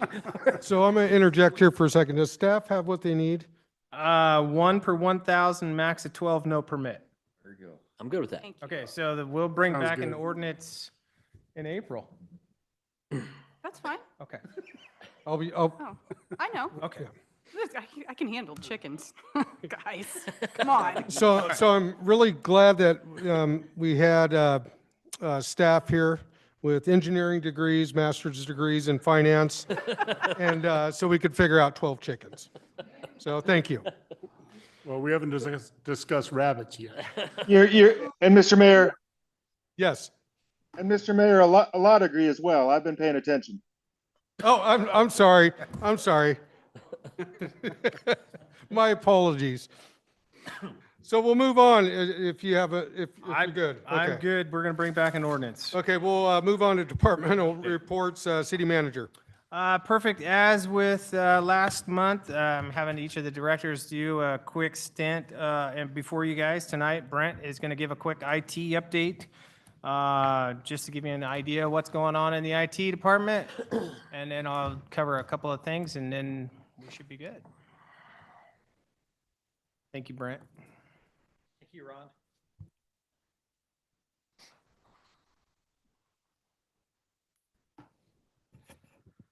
Well, I will give a kind of an overview of our department, probably roughly since about July of last year. So kind of go over the last fiscal year. Last summer, we were finishing up our website upgrade, uplifting and retrofitting our website. We were finishing up our Station 31 build that we contract with Fire, getting computer and network out there. Both of those were successful. Moving into fall, we've done server upgrades, storage upgrades. Cybersecurity has always been a focus, more so in the last 5 years. We've done multiple firewall upgrades just to keep things modern. We're starting Windows 11, Windows 10 support for how we operate, pushing security updates out. Sunsets October of this year, and so that's a focus of us. Patching and updates, we're doing weekly updates, monthly updates. That's just routine every month. 0-day vulnerabilities come out. We address those as soon as we're aware of them. Early this year, 2025, we brought a bulk water dispensing system, which allows contractors to hook up to a fire hydrant, and then we charge those. We were able to develop that and integrate it with our finance system, so that was good, and it's been working successfully. The last few months, our systems engineer in our department has been working on working with a senior center, Kendra Oliver over there, on selecting a new Lynx dispatch system. They've been using an Excel spreadsheet for well over a decade, the same one, and it's been working good, but that is getting huge. And of all the departments in the city, if you want to have an experience of Somebody's on the phone all day, every day. You go over to that senior center links department and those ladies, they're helping people. It is nonstop. And the stats reflect that. We give them stats every month just to show them, and that it's just been spiking the last couple of years. So that is a needed upgrade. Police, we're in the Justice Center, I think for a reason. It's because we try and give police good support, keep all their equipment, the technology updated so that they can do their job and keep the citizens safe. A good portion of this past year, we've been working on an audio-video project for moving this chamber from this building over to the library. And work has started on that. It started last month. We used some ARPA funds to fund that. I'm pretty sure we'll be in there by June, and there's a good chance by next month that it finishes. We're waiting on a DS. Once the DS goes in, we'll be able to do the final work on that, and I think that will be an upgrade for everybody. We definitely won't have the train noise going by, shaking the building. Last week, we went over to the county, the IT department of the county, and we did a cybersecurity tabletop with them just to kind of go through each department, kind of bounce ideas off each other, see where we were and how prepared we were if an event like that happened. Again, cybersecurity has become paramount as far as a major focus of our department. Phishing campaigns are going out. They go out to you guys as well, just to try and keep people aware. If you click something, please watch. And if it's wrong, we'll let you know. Quarterly cyber training is happening to staff, which is really about every other month. We try and send something out to keep staff aware that all staff have to go through that training. The water and wastewater have been getting a pretty big lift from the IT and the OT from a technology standpoint, from security, as well as trying to modernize and keep the IT infrastructure updated out there. So that's been a big focus this year. That will continue to be a focus probably through this summer and fall before we're ready. That's outside of the scope of what Ron and Jason have been working on with these master plans. These keeping the operations, operationally, we're trying to keep them safe. Looking forward, we're planning to upgrade phones within the next year, or at least I'm hoping to. That's probably my top priority. Phones, I've been before you a couple times with phone issues, and our system is just feeling more legacy. And we've tried to do things to keep it modern, but we have some integrations with other applications and departments that just need to be rethought, at a high level and plan to move forward on that. And then we're planning to upgrade, or I'm hoping to upgrade. I've talked with Frank and Ron about upgrading our EOC center there in the Justice Center this next year. And I know emergency management came up a couple of months ago as a major discussion, as Ron has been talking to us as directors about what that would take to kind of get off the ground. And so that is a piece. The Justice Center was built in 2009, 2010, I believe. And it was brand new. The EOC was the latest state of the art at that point. It's no longer that way. So it takes a lot of effort, lift, just to even have an event for like Frank to bring training in. It needs a facelift. The other piece we do in our department is GIS, so the mapping. A lot of the numbers that I was hearing presented tonight actually come from the GIS system. How many miles we have of line, of sewer, of water.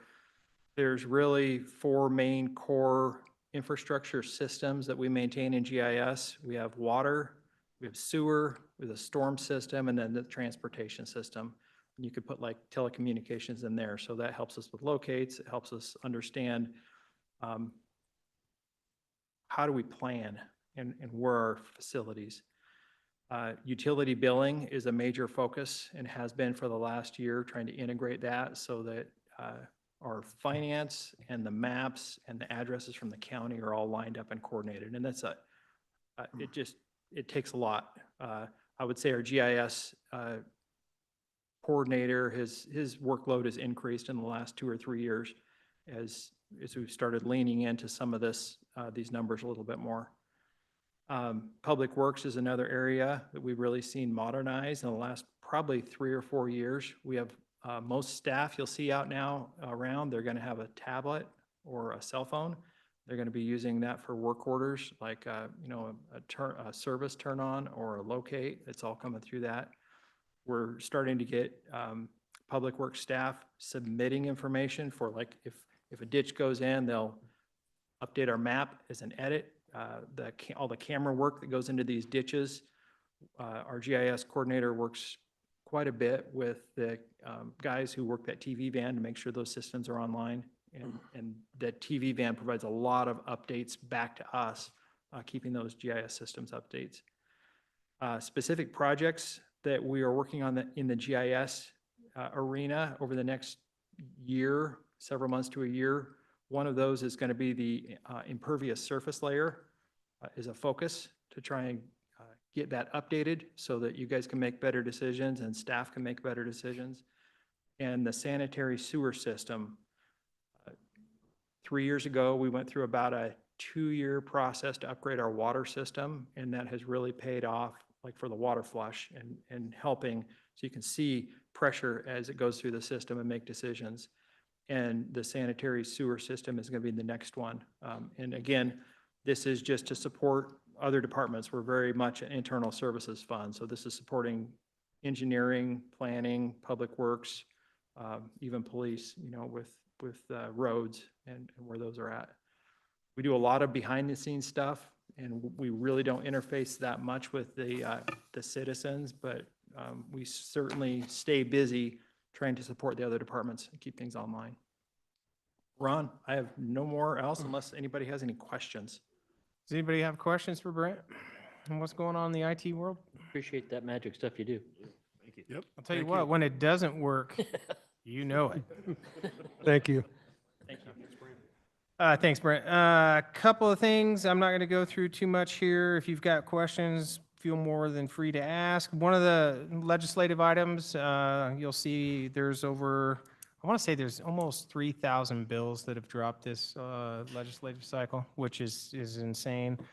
We've narrowed it down quite a bit. We've provided testimony on some of those, and all this is geared towards infrastructure, whether it be through a housing bill, it's how to get infrastructure money back. So we've been working that process pretty hard. March 26th is the joint work session with City Council and Planning Commission.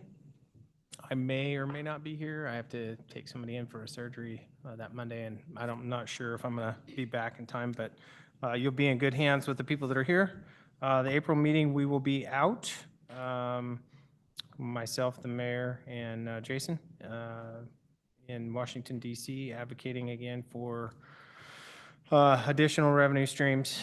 And probably the biggest thing that's going to come up here is the airport road closure, starting the 31st of March. 31st of March.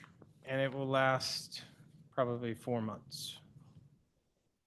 That's So, a long time. Yeah, it's going to be a big one. We looked at various ways to do it. We could flag it. The problem with flagging is just we'd have traffic so backed up. What's the current detour, roughly? We'll use, as you're coming up Stilts Hill, we'll use Walker Road over to South Main, and we'll use Oak Street. It'll be hard closed at probably 12th Street. I mean, people that live within that area, because there's a lot of people who live within that area, they're still going to have access. What we're trying to do is take the commute traffic out of it, really, and work around the rest of the traffic, because as we're out there, there's just not enough room to do what we need to do. So it's going to be interesting. So we'll Keep 7th Street open for. yeah. We'll keep those open. So any questions, I'm more than happy to answer. Other than that, I got nothing. No questions? We'll move on to items from council. Is there any items council would like to bring up? Not from council, but I'm not council, but I I'll just gi- I'll want to let- remind I'll let you everybody. speak. Go ahead. I just want to remind everybody that Budget Committee kicks off April 16th. That meeting is scheduled for noon. It's on my calendar. We have one current vacancy on the Budget Committee that we have an application for that will make it to the April council agenda. So we're excited to have a full committee this year, as long as that gets approved.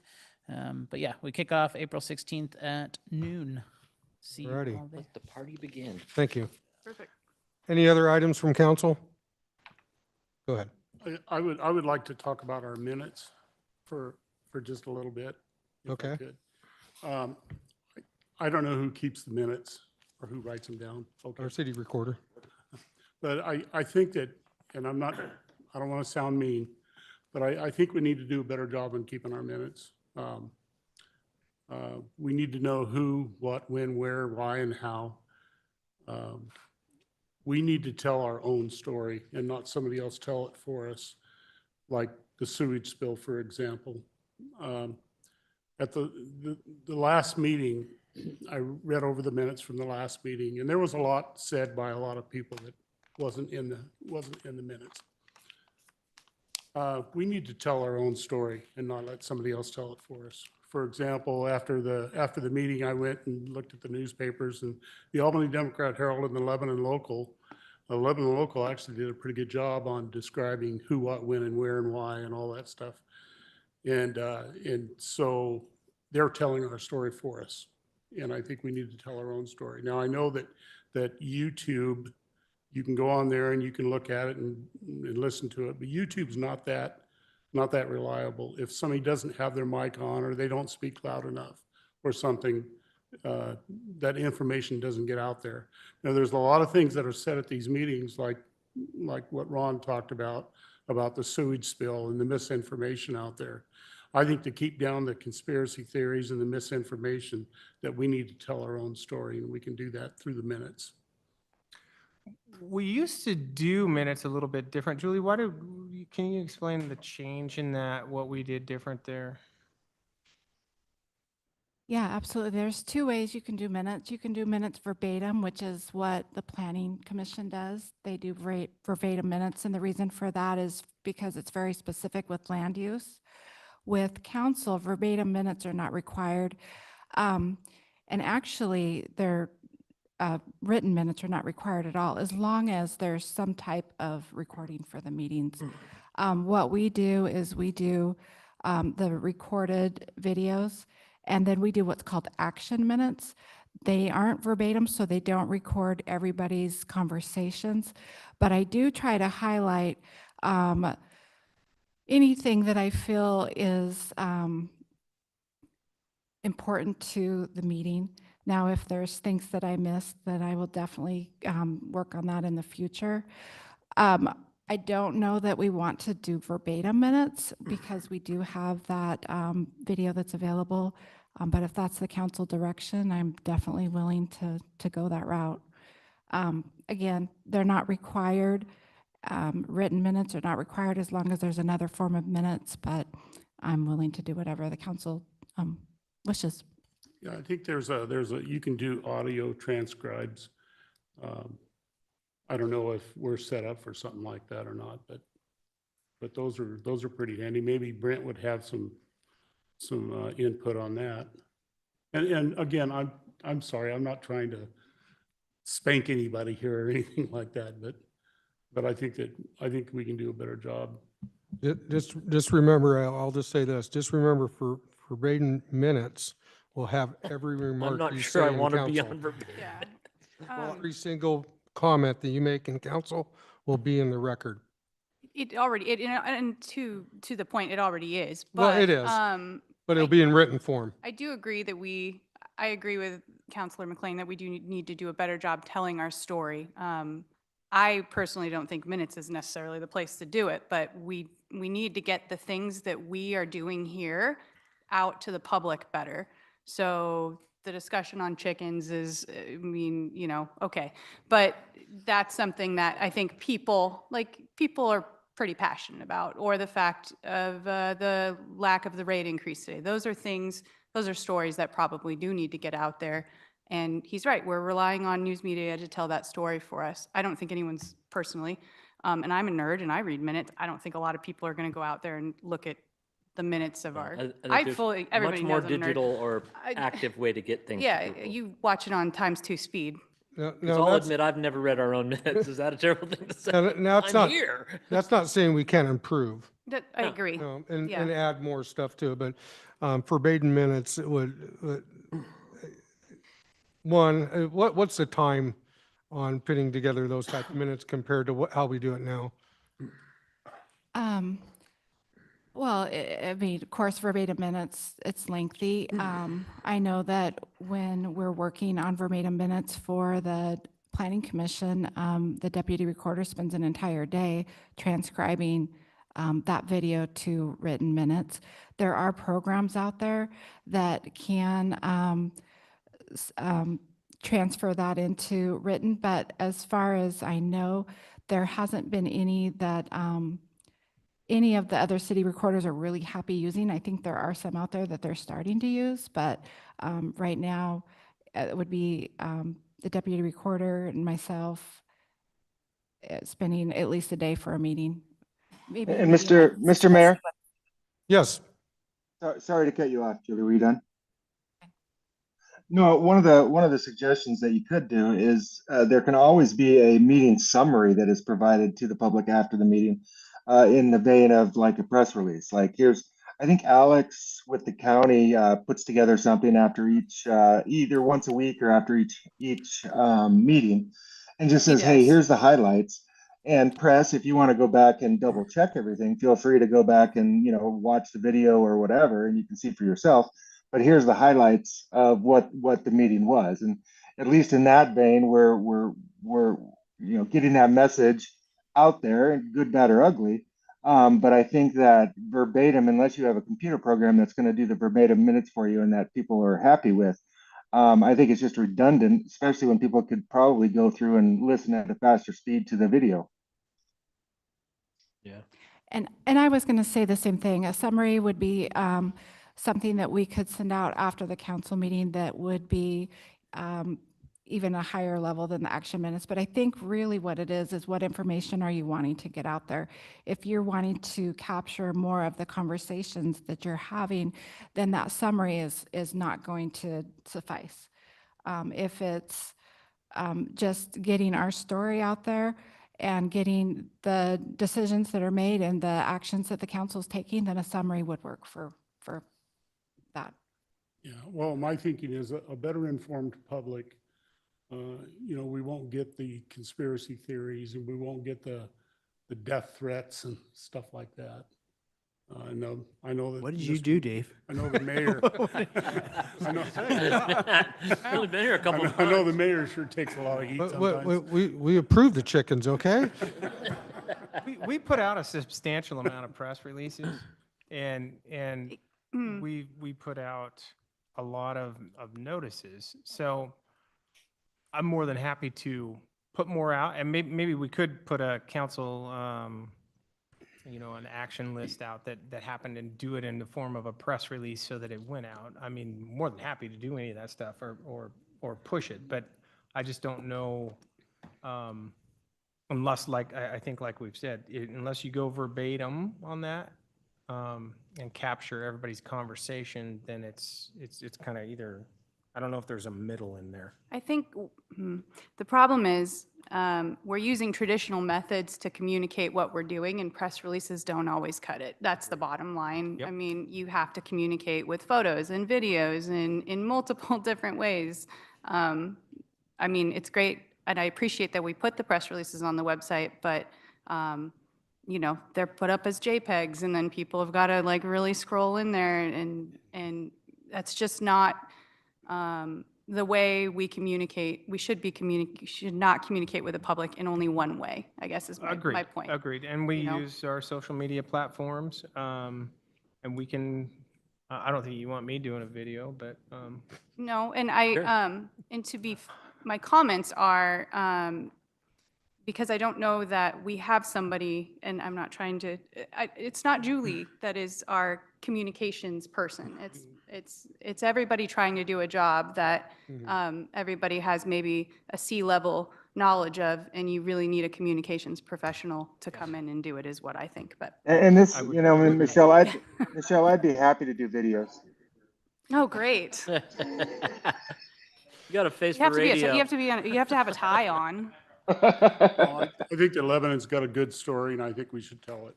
I We, agree. we've talked about it in the past, public relations, you know. Right now, I don't know if it's an option. Well, that's one of the things So- that we're gonna hit with strategic planning, Yeah. right? That's on our list this year, Yes. is to Yeah. tackle that. And come up with the ways to communicate with the public and communicate internally. And what do those look like? So, yeah, I When do we mean, revisit our strategic plan for discussion? This is a good Uh, strategic plan prob- discussion. probably be in July-ish. Probably April, no? Yeah, Okay. April. We're gonna talk Okay, about it in July, April. got it. Yeah. I think it's scheduled for July. You have a good point. I think that we might need to just look at that, you know, so. Any other comments on that subject? Is there any other items from council? Okay, we'll move on. Press? No? Any public comments?